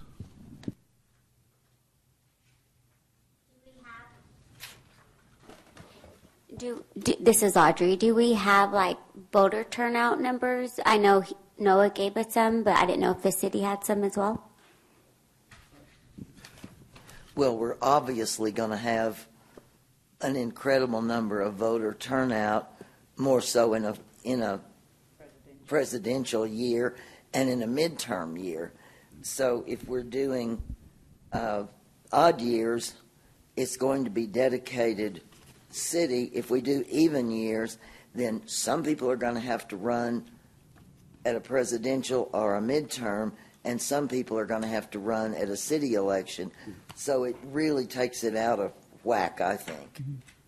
And when you have a local election and you're trying to do it during a presidential election, it seems like you just get lost, or the local piece of it gets lost in there, and then you're trying to get, and citizens will come out and vote, of course, but I don't know how focused they are on the local election, because it's all about the presidential election. I think it's an afterthought. Yeah, and then too, we need to keep in mind, taxpayers' dollars for the the cost to the citizens of having to pay more, because then we don't share those expenses with the county, is what I understood Ms. Stephanie saying earlier. So. Right. And I think that we took that into consideration by keeping on a calendar that was recognized by the county, so that we wouldn't get into a special election cost. Yeah, your most affordable cost, Madam Chair, would be in odd years in May, because there are a lot of other taxing authorities that also have elections at that time. The most costly would be May of even years. November of odd or even years could be more costly because you don't have those other taxing authorities. So if anything, we're just splitting with the county and not with school districts or colleges, for example. And I think consistency sake, this is Rodney, by the way, keeping it consistent. I look at page 9 and I'm confused. And you're going to hear me say this later, but we keep talking about education and voter fatigue. That's one way to get away from that. So May and odd, we're saving money. We're helping voter fatigue. We're helping less education on that, things like that. So for once, I do agree with Sandra. So Toby, Kim, Sid, Michael, you guys would like to share any thoughts, comments?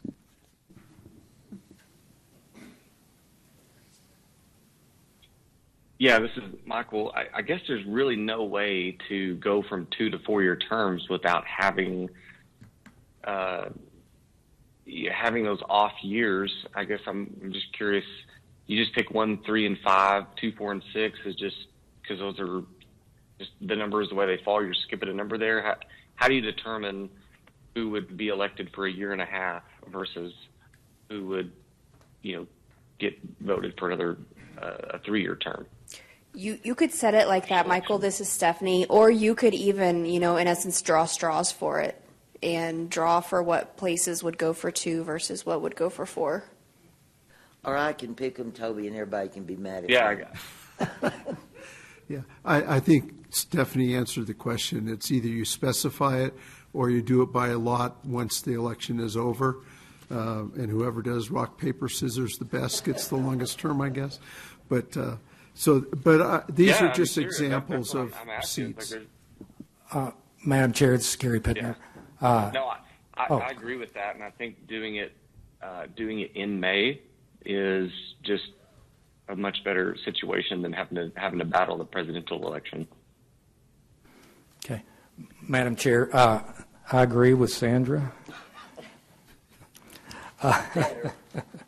In terms of the, in all due respect to the very good point that Mr. Dawson made about the turnout, I'm fearful of our local races being lost in the shadows of the national and statewide races, never mind being lost in the volatility of the partisanship that is part of those elections in this in this time in our history. I see some real advantages for the electorate, if they choose to take advantage of such, of focusing in May on the nonpartisan business of their community.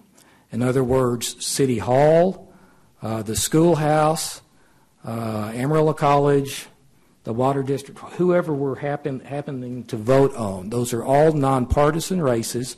They're all about taking care of business at home, and I really like that. That resonates with me, and I think it allows the public to focus on their business at home and not get lost in the grand shuffle of the back-to-back-to-back television commercials we're going to see for XYZ and ABC candidate. It's a great lawyer. It's where we've been historically in terms of those May elections, and I don't see any reason to change that. Never mind the economies that are there versus the other options that are available to us. And in terms of the transition, I'm confident we can figure out a fair way to transition. I kind of like the candidates knowing what it is they're running for, going in rather than drawing lots afterwards. So if I decide I want to run for place 2 and we've drawn lots previously, that place 2 is going to be a 2-year term and 3 is going to be a 4-year term, or however that turns out, everybody knows going in what they're bargaining for. And there's no question about that. And everyone will have an opportunity to complete the terms that they were elected into. So we're not fiddling with the will of the people in any of that transition. Thank you, Gary. Michael, thank you for your comments. Toby, Kim?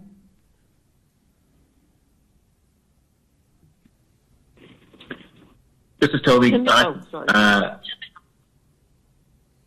Sorry, Kim. I didn't even cut you off.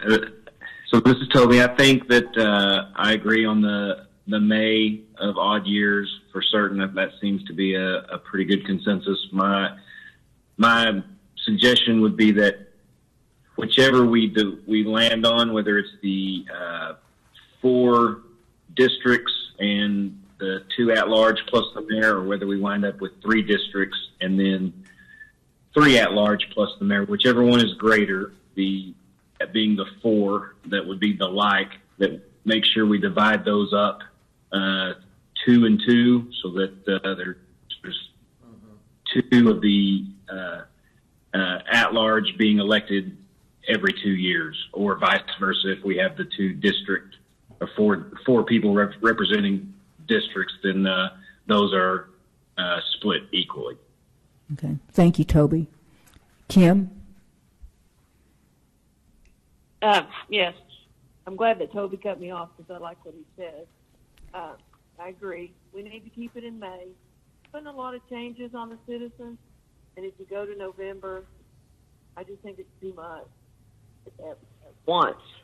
And so I do like the idea of staying May, odd years, just figuring out that dynamic. like Toby said. Okay, thank you, Kim. Donna, did you have a comment? No? You agree? Audrey? I agree with Sandra as well. Okay.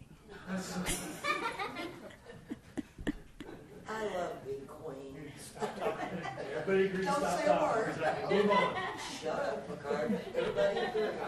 Okay. Dennis, I'll turn it back to you then. Yeah. I think you got.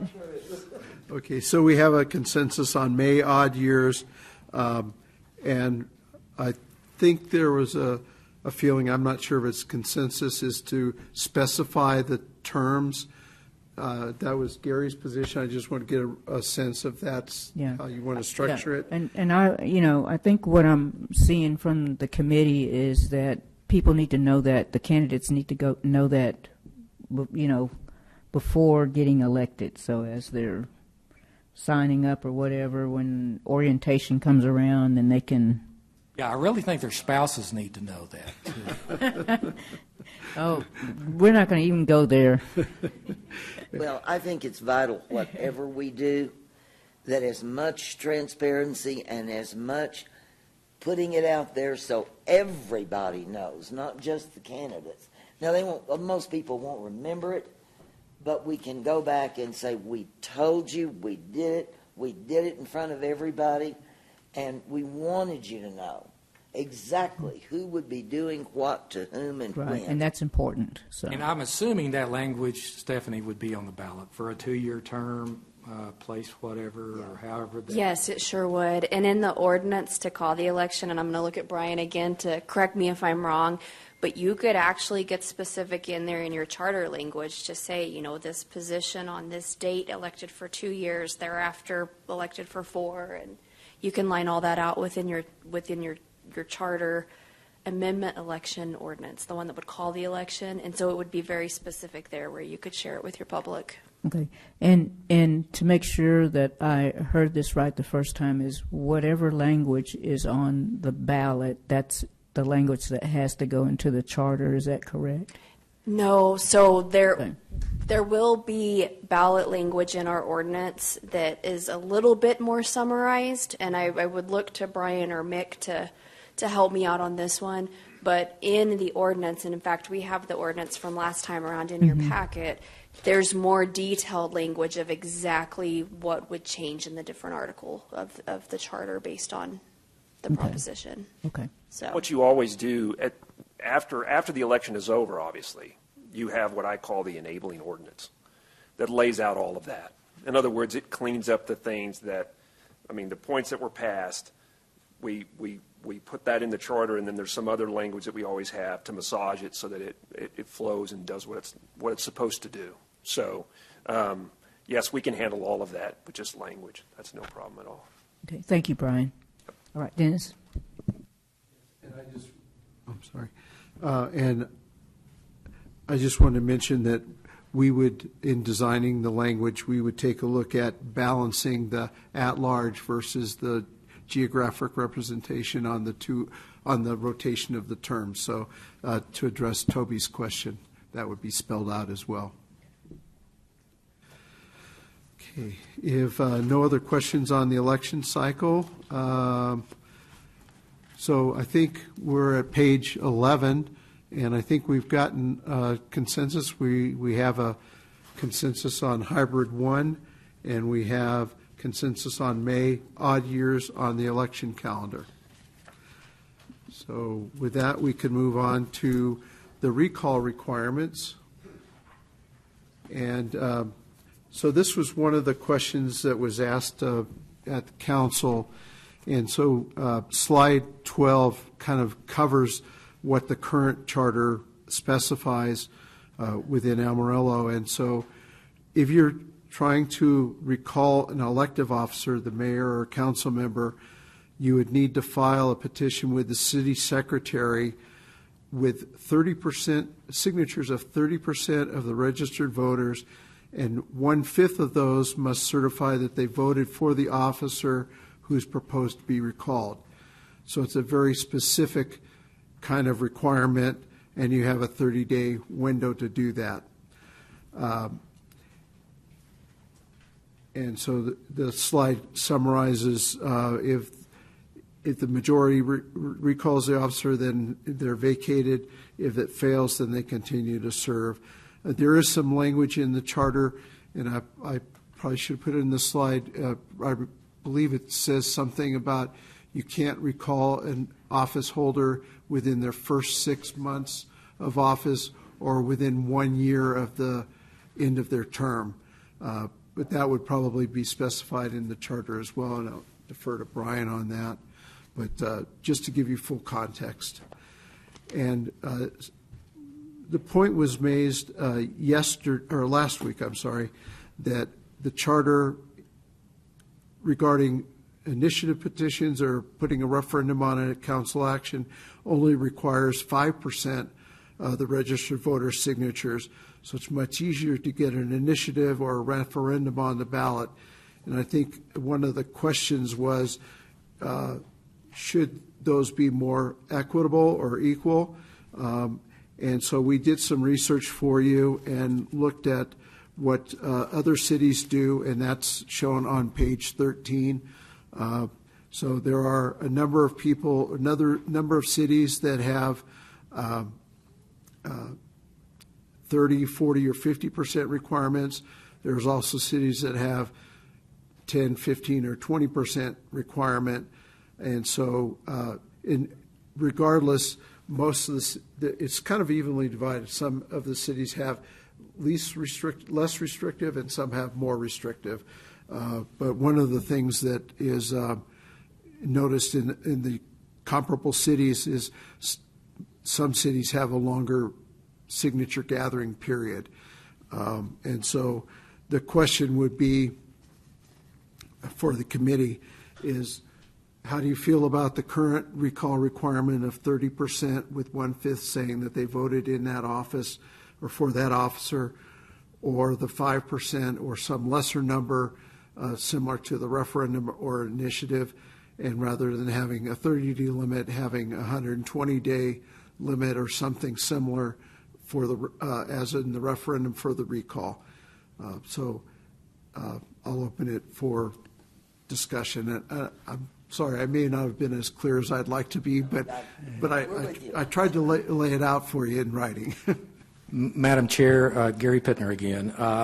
In terms, I think it's important for us to remember the differences here between recall and initiative and referendum. I mean, with the recall, what we're actually doing is we are suggesting that we reverse the will of the people as expressed in an election when they elected somebody to office. That's one thing. Initiative and referendum is the opportunity for the public to weigh in, as we have just seen this week, on an action or proposed action of the council. So I see a real logical reason for there to be a much higher bar for the recall than there is for the initiative and referendum in general. I have a quick question of staff, Stephanie, Brian, Floyd. Have the initiative and referendum, did we change that language in 2013? And second part of that question, has the recall language been consistent for a long time, or has that been adjusted in the charter in the last few decades? Anybody care to weigh in? I'm pulling up the history right now. This is Stephanie. I know the recall language. So you mean I may be stumped, staff? Was changed. Do I get a free donut or something for having done that? Absolutely. Okay, thank you. Absolutely.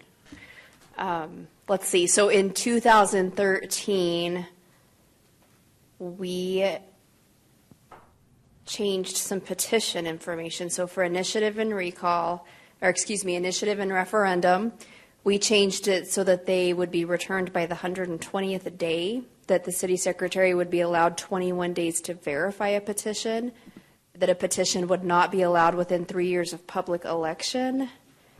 So did we extend the number of days for the petition to be signed? We reduced them? Yeah, the goal was to basically extend the time so that the city secretary could validate That was the number. It was the Okay, the time to number to validate, count. the time to validate was extended. The time together was addressed. Was it addressed? Wasn't it reduced from 180 to 120? I've got that information right here. I'm trying to find it. Okay, so okay. I'll answer that question. And while Brian's looking for that, there was also Proposition 22, petitions require 5% of registered voters.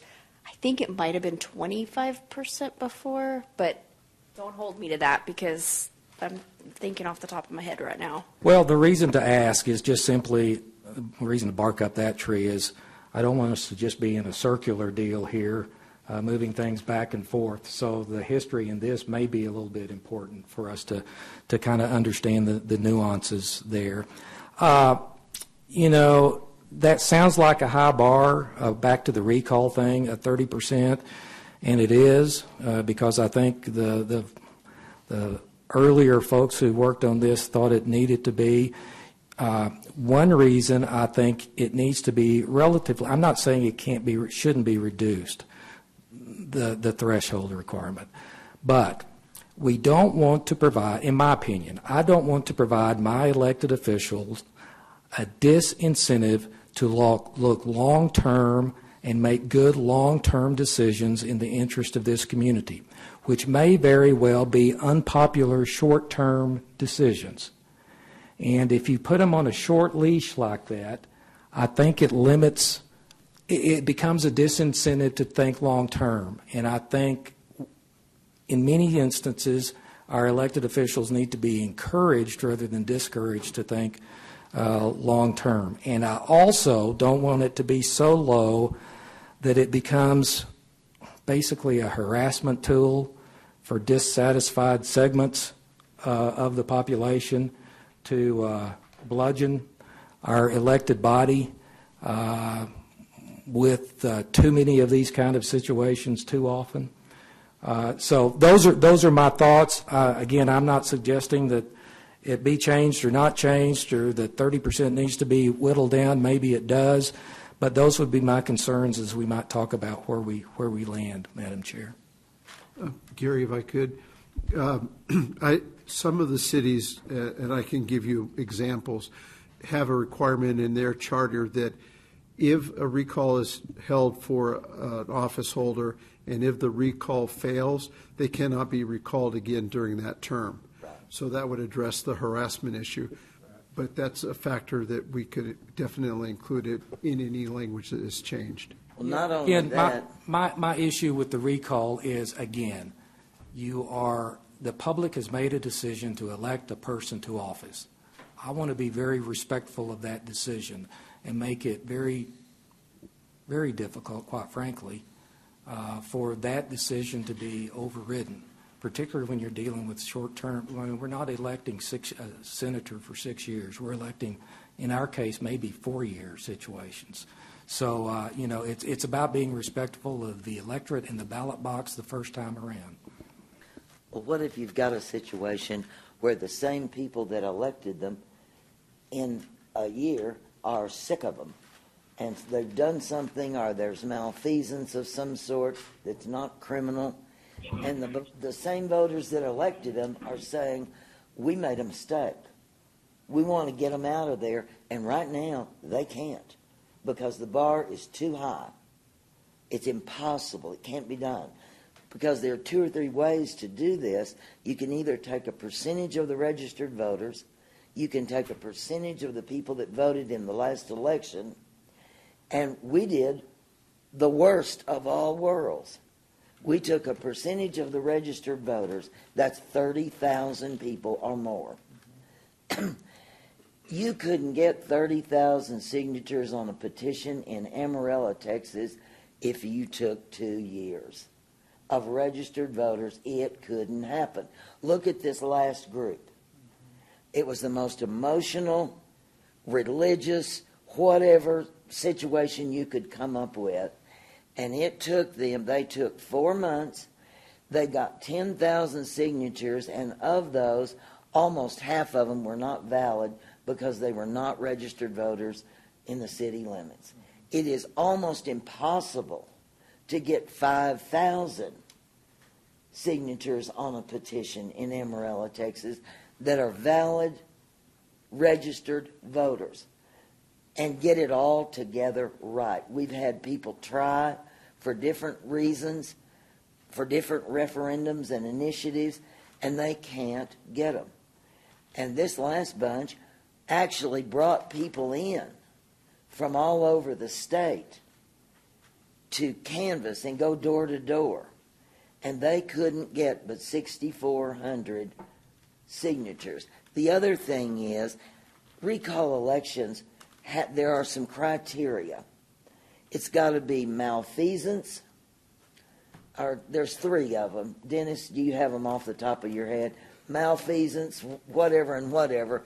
Or, Brian, what's normally the language on recall? It's malfeasance, malfeasance, attendance, and something else. But there have been, like, in the last 10 years, I think 26 situations of recall, and of those, out of the whole state, only 16 were successful.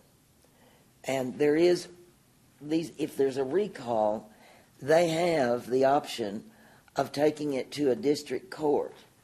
And there was one that I read the history on that he did take it to district court, and the court decided that the recall would fail because being a mean jerk was not a reason to recall somebody. There's criteria in there that they have to have done something for cause, and there's language in there so that it can't be just a harassment thing. Now, I don't know. I'd like to see them all standard. If you can pass a law, if the voters can pass a law with a petition by 5%, that's 5,000 people roughly in Amarillo, or 5,400. If they can pass a law by petitioning 5,400, then why can't they can remove a law with that same kind? Why can't we recall an elected official? If 5,400 people in this city want to recall somebody, they've done something bad.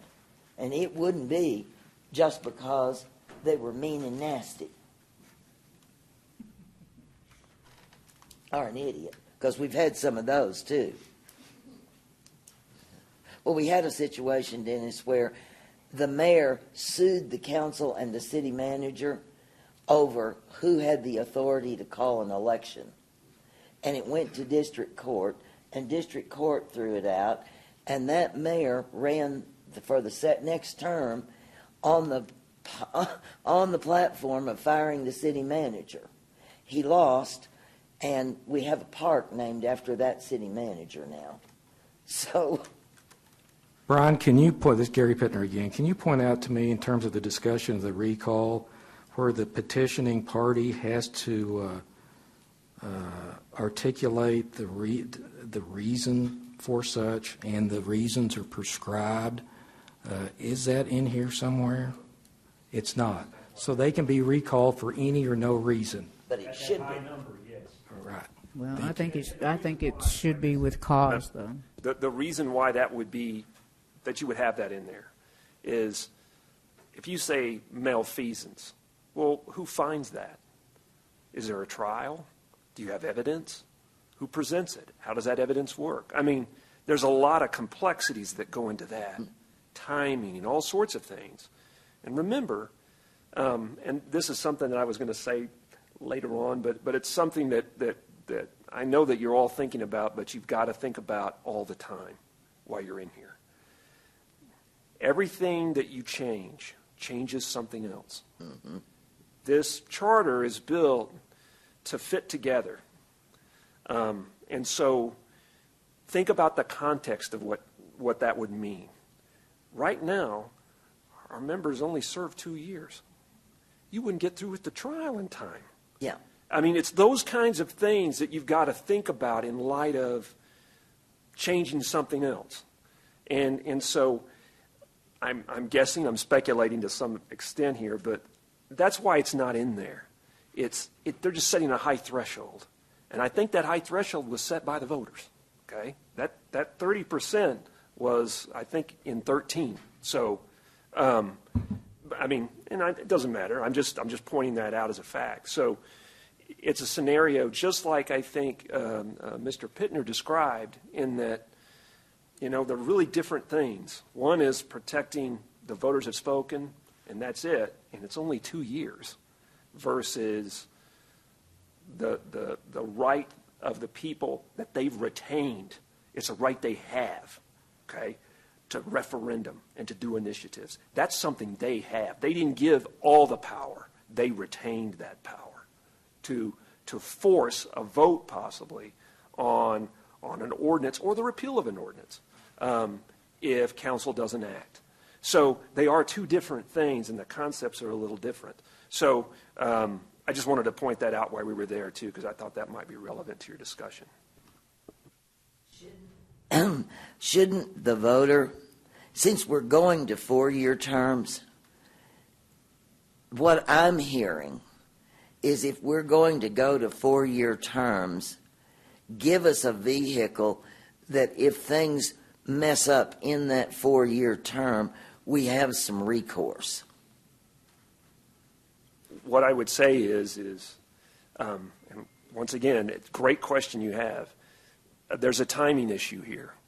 In other words, some things should be voted on and actually enacted. And then the next time we look at the charter, we do the next thing.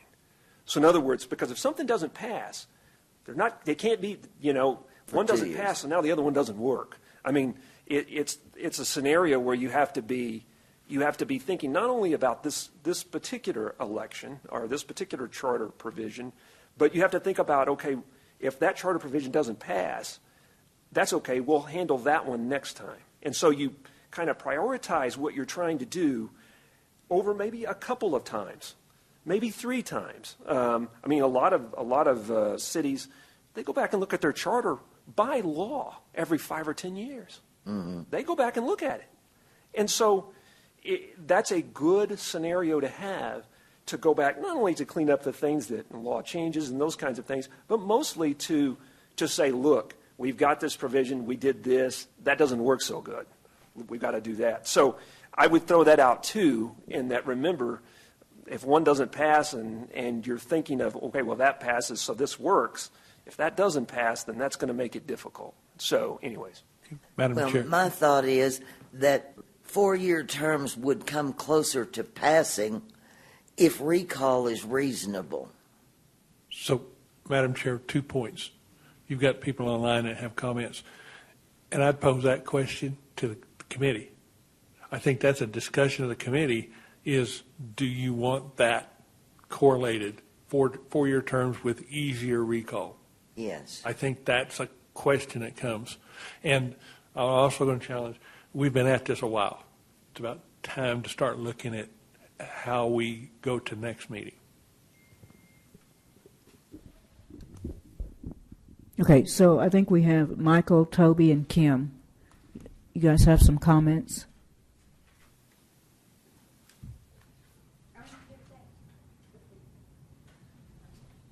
Michael, Toby. I'll go. Toby's going to let me go. It's Kim. I guess Toby's going to let me go this time. Sitting here thinking about everything, and I thought about this when I got put on this committee. When you're talking about citizens wanting to do a recall or do a petition, there's no expense for them. And so they can just want to do it, and for whatever reason, this last group got 10 people together to try to make the decisions for the rest of us, and that's their right. But, Stephanie, how much time did you spend going through that petition, taking away from your daily job what you normally need to do for your job with no expense to that initiating committee or the person that may lose you? Did I lose you? Can you hear me? Kim, we can still hear you. So I'm thinking, this may be one person that wants to recall, Tom Sherman, and, because he doesn't like the decision he made, and so he's going to go after him, and I know that there's things in place for that, but you just, you have to have, you get permits, you have to pay for that. You apply for variances, you have to pay for that. I don't understand. I'm about money. So this costs the city money, obviously. And so why is there not money attached to this? Because Stephanie's having to spend a lot of time on this recall. I mean, Stephanie, talk about if you've ever had to do that, how much time's involved. Stephanie? That's all I got to say. Go ahead. I have not had experience with a recall, but with the initiative and referendum petitions, I've worked on 3 of those in the last 3 years, and the most recent one, I can tell you, we took every bit of our 21 days on the work days of that, and even a little on the weekends, and I actually had about probably 10 to 12 additional staff members across the city that came in and helped us. So definitely a lot of time and resources go into validating those around 10,300 signatures that we had this last time. Okay. How would anybody feel about making it a percentage of the total votes in the last election instead of registered voters? If you want to go 30%, let's make it 30% of the number of votes cast in the previous city election. And I'm going to get rid of this 1/5 saying that they voted for the person. There's no way to verify that, is there, Stephanie? I mean, that's like, that can go anyway. You can't verify it, so why have it in there?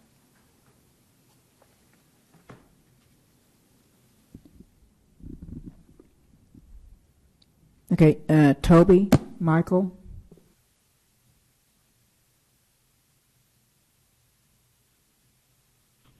Yeah, this is Toby. I'm going to give my opinion on a couple of points in this. So because I'm on online, I'm looking at the chart of comparable cities.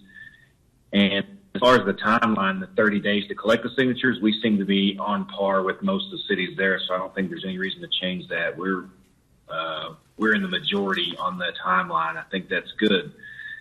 When you look at the percentage of required signatures, I think that Sandra said it dead on.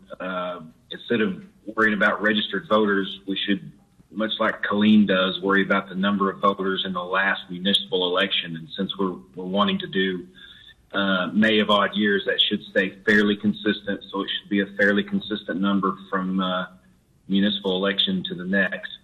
And I like their number. Their number is 50% of total voters in last municipal election. They obviously have single member districts, I think, because it says for that seat. Ours would be total, but this is just to send it to an election, to a recall election. So if 50% want to remove that person, then they're going to need 50% of the signatures. That tells us that there might be a case going forward. So I think increasing the percentage, but then requiring it for the number of voters that were that actually participated, that would balance it out and give us a pretty good idea of whether it's going to be successful or not. The last thing I'll say is, out of all of these things that we're thinking about changing, much to Brian's point, this is the last or the least important thing that we're doing. We talked about voter fatigue in week 1. If we would decide to move forward with this, I would put it as the last measure on the ballot because I think it's the least important that we're addressing. And just like Brian said, we could do this in another 4, 6, or 8 years, but I agree that there needs to be a mechanism for it. But remember, if we're trying to add 2 seats to the city council, we're actually lessening each city council's vote. Instead of 1/5, it's now 1/7. So even with a rogue council member, they have less of a say than they currently do if our more important measure passes, and that's putting seven members on the council. Thank you, Toby. Michael? Yeah, this is Michael. I don't have a whole lot to add other than what everyone else has said. I agree that dropping the 1/5 to certify, that be gone, but I think keeping the number higher, like 30 to 50%, because we want that to be a pretty high bar so that people aren't just mad at someone because they don't like them because they made a decision, not because they did something egregious that would warrant removing them from office. So I like having the bar a little higher, like 30 to 50%, but like Colleen does it in terms of, or what Sandra suggested, it's got to be not just registered voters, but the number of people who actually voted. And I'm good with the 30 days. I also agree with what Brian said, having this as not being a big priority, worrying about voter fatigue. So I don't have a whole lot to add other than I like keeping the bar high, so long as it's for the number of people who actually voted, not just registered voters. Okay. Thank you, Michael. Yeah, I agree with Rodney, Audrey. Ditto. Okay. Yeah, I'm agreeing with everything that Toby, Michael, Rodney are saying. Okay. Thank you. Donna? You? I also agree. Okay. All right. Okay, do we want to leave it at 30 days to try to get 6,000 or 7,000 signatures? Yeah, I think a month is adequate. Yeah, and I think like what Toby if had I'm said. serious about it, I'm going to get on it. Yeah, like Toby said, it's pretty, we're in the vast majority of those people are doing 30 days as well, if we're really doing the comparison. So. Well, I don't know if they've ever tried to get petitions in Amarillo, Texas in 30 days, but I think we've still made recall impossible if we leave it at 30 days. I mean, look at the time that people have taken to get signatures on a petition. How many voters did we have in the last city election? Sandra, we had 21,290. Okay. If we go with 50% of those, we just made recall impossible again. If we're gonna leave it impossible, let's just leave it the way it is and say no recall, because we're making recall impossible. If we leave it at 30 days, or 50% of the voters in the last election, or 30% of the voters in the last election, we're leaving recall impossible. So blow it off, it's impossible. Elect us for longer, and you can't throw us out, period. But to Ms. Powell's point, if they're really into it, they're going to get it done in that 30 days. We're going to extend this. Are we really going to get more votes if we extend it? If we do 45 days or 60 days or whatever, is that really going to matter? I mean, if somebody's really passionate about getting this done, they're going to get it done in that amount of time. No, they're not. They can't. It's impossible. It's bloody well impossible. So we're not going to agree on this one? We do not agree on this one. I mean, if we're going to keep it impossible, let's just say recall is impossible. And let's not kid ourselves. Madam Chair, in terms of my opinion as to where we might need to fall on this, Brian's point is very well taken in terms of kind of the threshold deal and not wanting to have unintended consequences and clutter the charter up with point and counterpoints that don't make sense. If we fail on moving beyond a 2-year term, the terms are so short, the recall provision is kind of moot, because the public gets such an often chance. So I think that issue is the one to be dealt with in the future. If we get to a 4-year term, then we can deal with that. Which brings me to a suggestion that I made earlier that's in our parking lot, and that's codifying in the charter somewhere the requirement to review the charter every 6 years or pick a year, which does a couple of things. Number one, it's kind of a best practice. It takes charter amendments and reviews out of the political kind of setting and puts it more on the best practice kind of setting. so that you don't have a kerfuffle driving the need to review your charter. You have the need to keep the charter up to date and provide for good public policy driving the review of the charter. I guess I fall in line with not wanting to get the 2-year and the shorter, and let's wait on the recall and referendum stuff until we know if we've got a 4-year term or 2-year term to deal with. So I'm sorry, I'm going to disagree with you on this one. Sandra? You just can't. Sandra, additional comments? Well,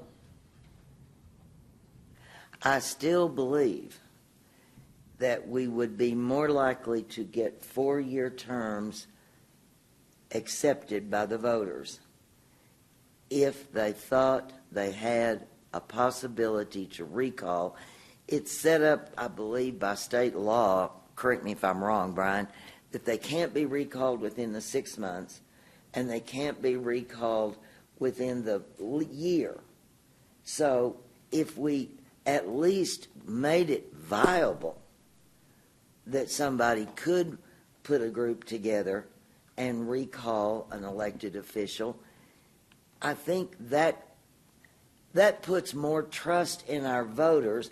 If you'll trust us to give us 4-year terms, we're going to give you the option to get rid of us. That's viable. If you do this for us, we'll give you the option to get us out the door if we don't make you happy. To me, that's a balance. Okay. Does anybody else have additional comments? So this is Rodney again. I'm not fighting you, Sandra, but okay, I am a little bit. Meeting in the middle a little bit. Okay.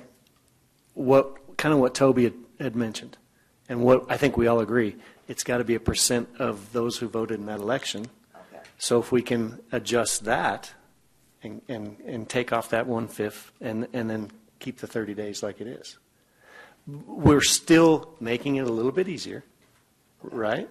Which is what you're asking, because what I think is the people that voted. That's who matters, not just everybody who voted in that. So changing that verbiage versus the 30 days. Okay. And again, I'm going on to what Brian and Toby and Michael and everybody said. This is probably a last resort thing.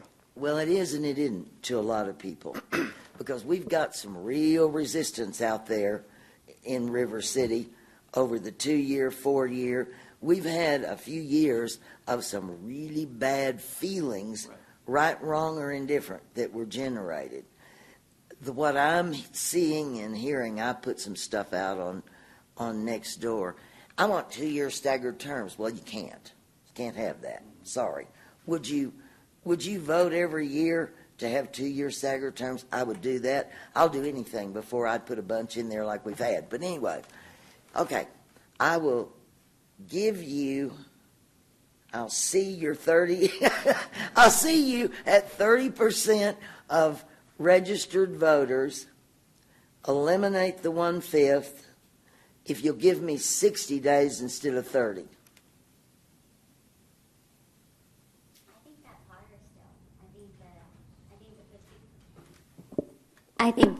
I think what you're proposing is still harder. The 50% of total number of voters. No, I said 30%. Oh. 30% of voters in the last election. And then she's talking going from If we had- 30 days to 60 days. If we had 20,000 people vote in the last city election, and we took 30% of that, Right.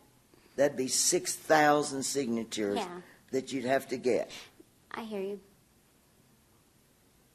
Eliminate the 1/5 silliness that can't be verified, and will you give me 60 days instead of 30? Come on. So, Stephanie. It's 30 days. So- You're smooth. 1 month. You didn't compromise. Okay. So, Ms. Stephanie, in regards to the current petitions that you've seen, have the citizens or the petitioners come up with X number of signatures within the time frame? And I realize we're talking about recall, but So I've seen it both ways, Madam Chair. When we had the petition for the Civic Center bonds, that one came back in, or I believe it was just over a month with 11,000 signatures. Now, there were some technical issues with that one, and so we didn't validate the exact number of registered voters on that one. This last one for Sanctuary Cities, they brought it in, I believe, 2 days before the deadline. So they took almost their full 120 days to gather 10,300 signatures. So 6,300 of which were validated. And I would say the one on the Civic Center is different because that was talking about spending a lot of money. It was And different. that was talking about money out of people's pockets that woke them up and got them out of bed. And I don't think a recall election of Tom or anybody else is going to get anybody out of bed. I just want to give people an option that's viable. So, Madam Chair, I have a suggestion. Yes, sir. Dennis, can you straw poll the group on those topics? And we can bring that back to the next meeting? Sure. Floyd wants to go home. I think there's more than me. I agree. I do. I think 2.5 hours of this is pretty good work. Yeah. But I think we're reaching the end of that ability Yeah. for I us. think we got a lot covered too. Yeah, I think. so. I can go till midnight if you want to dance.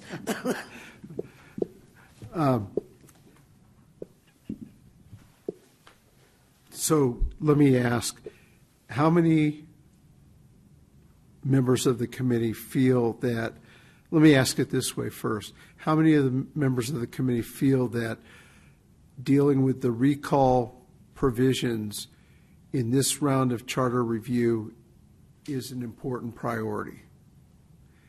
That kind of addresses a question. I guess that solves that problem, doesn't it?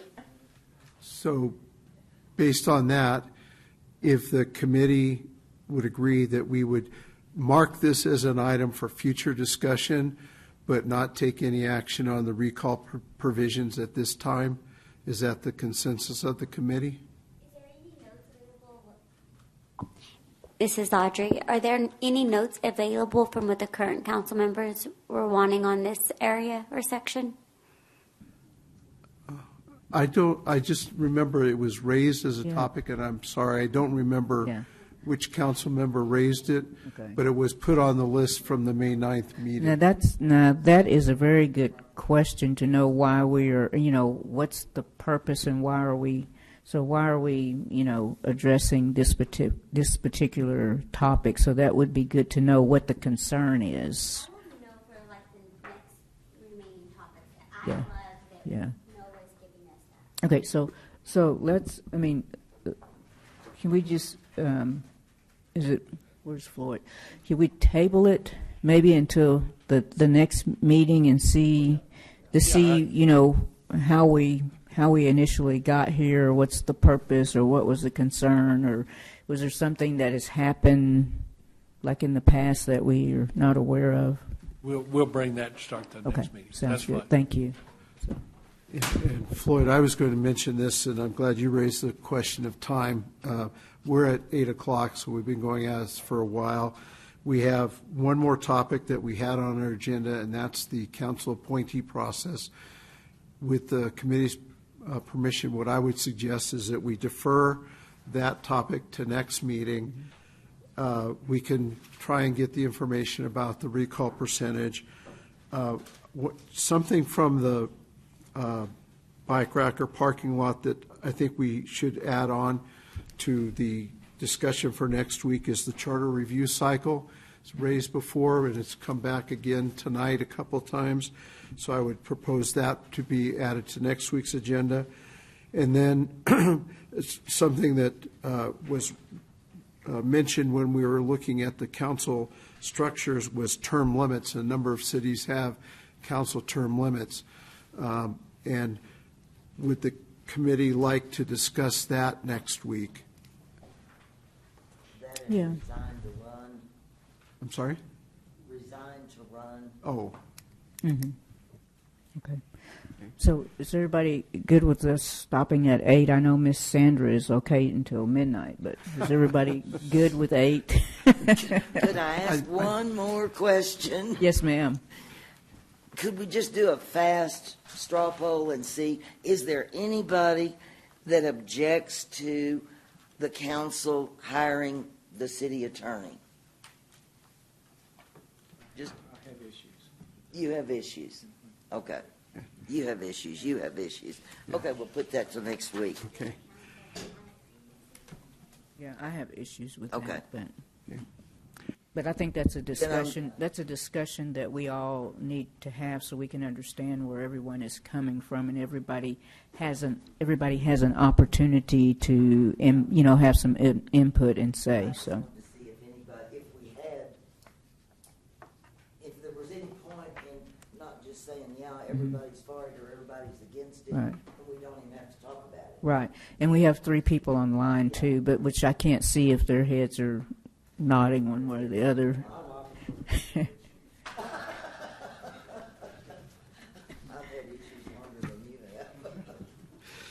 Okay, so Michael, Toby, and Kim, thank you so much for joining us online. Appreciate that.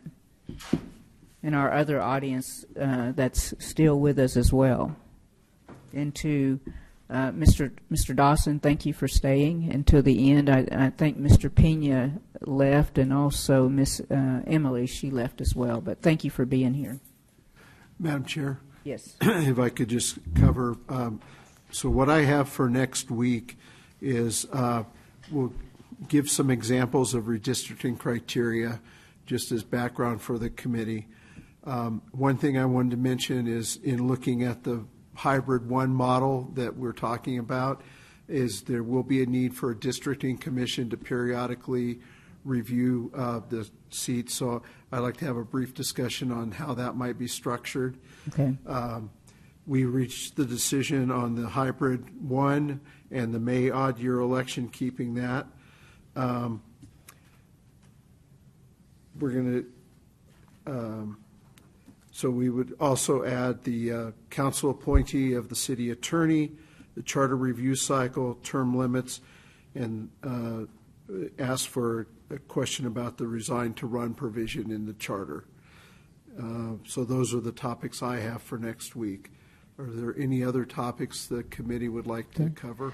And if Resolving the conflict between the policy and ends document and the charter as to what the council has authority to instruct with the city manager. We've got a conflict between what the policy and ends document and the city manager's contract, what it says and what the charter says, because the charter says the council will have advise and consent, and I believe it needs to be changed to advise and consult, or give you a word for conversation that makes everybody happy before it gets released to the media and everybody gets caught with their pants down and we have a bloodletting that causes us to lose some qualified employees and makes the council look like idiots and makes the city look bad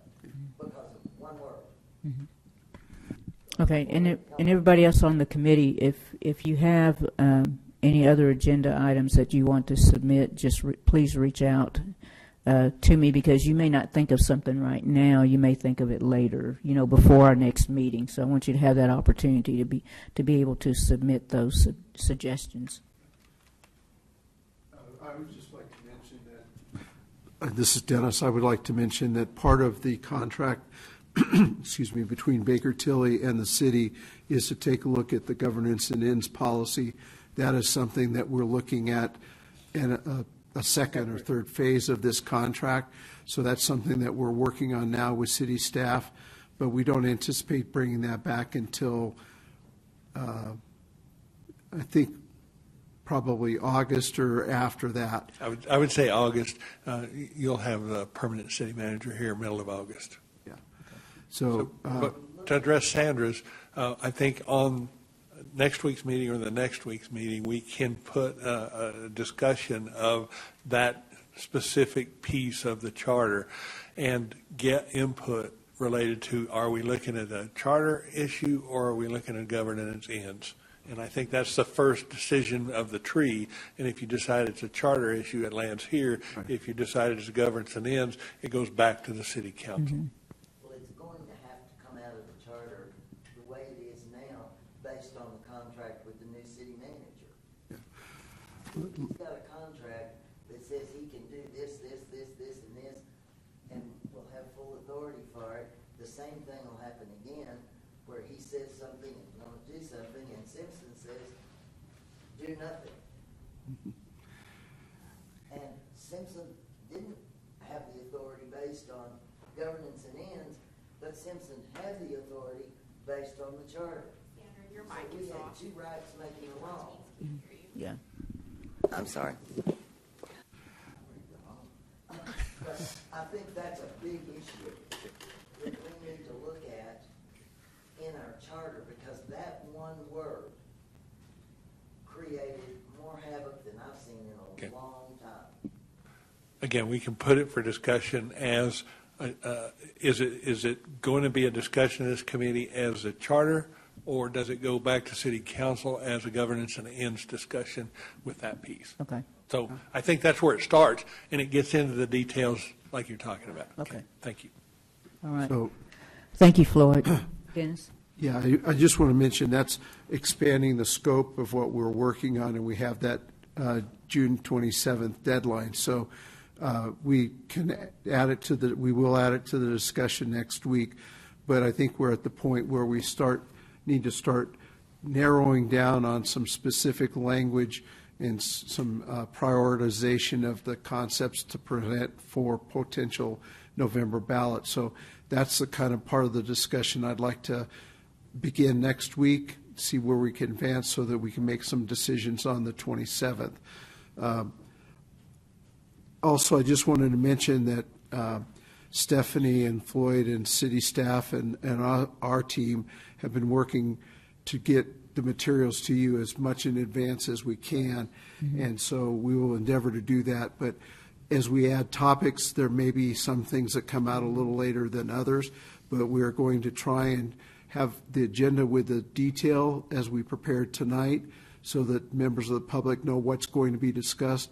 And we hope it makes it easier for the members to prepare for the meeting. So we'll continue on that. And we'll do our best to get all those materials to you before the meeting. It's a short turnaround time with 1 week between. So, but we will try and get everything out to you, preferably by Tuesday, no later than Wednesday. And we'll try and get it to you before the meetings. Okay. Thank you, Dennis. All right. Does committee members, okay. Second. All right. All those in favor? Okay, thank you all so much, and I really value and appreciate your time because this is a lot of work. So thank you for your dedication and being here. Excellent discussion.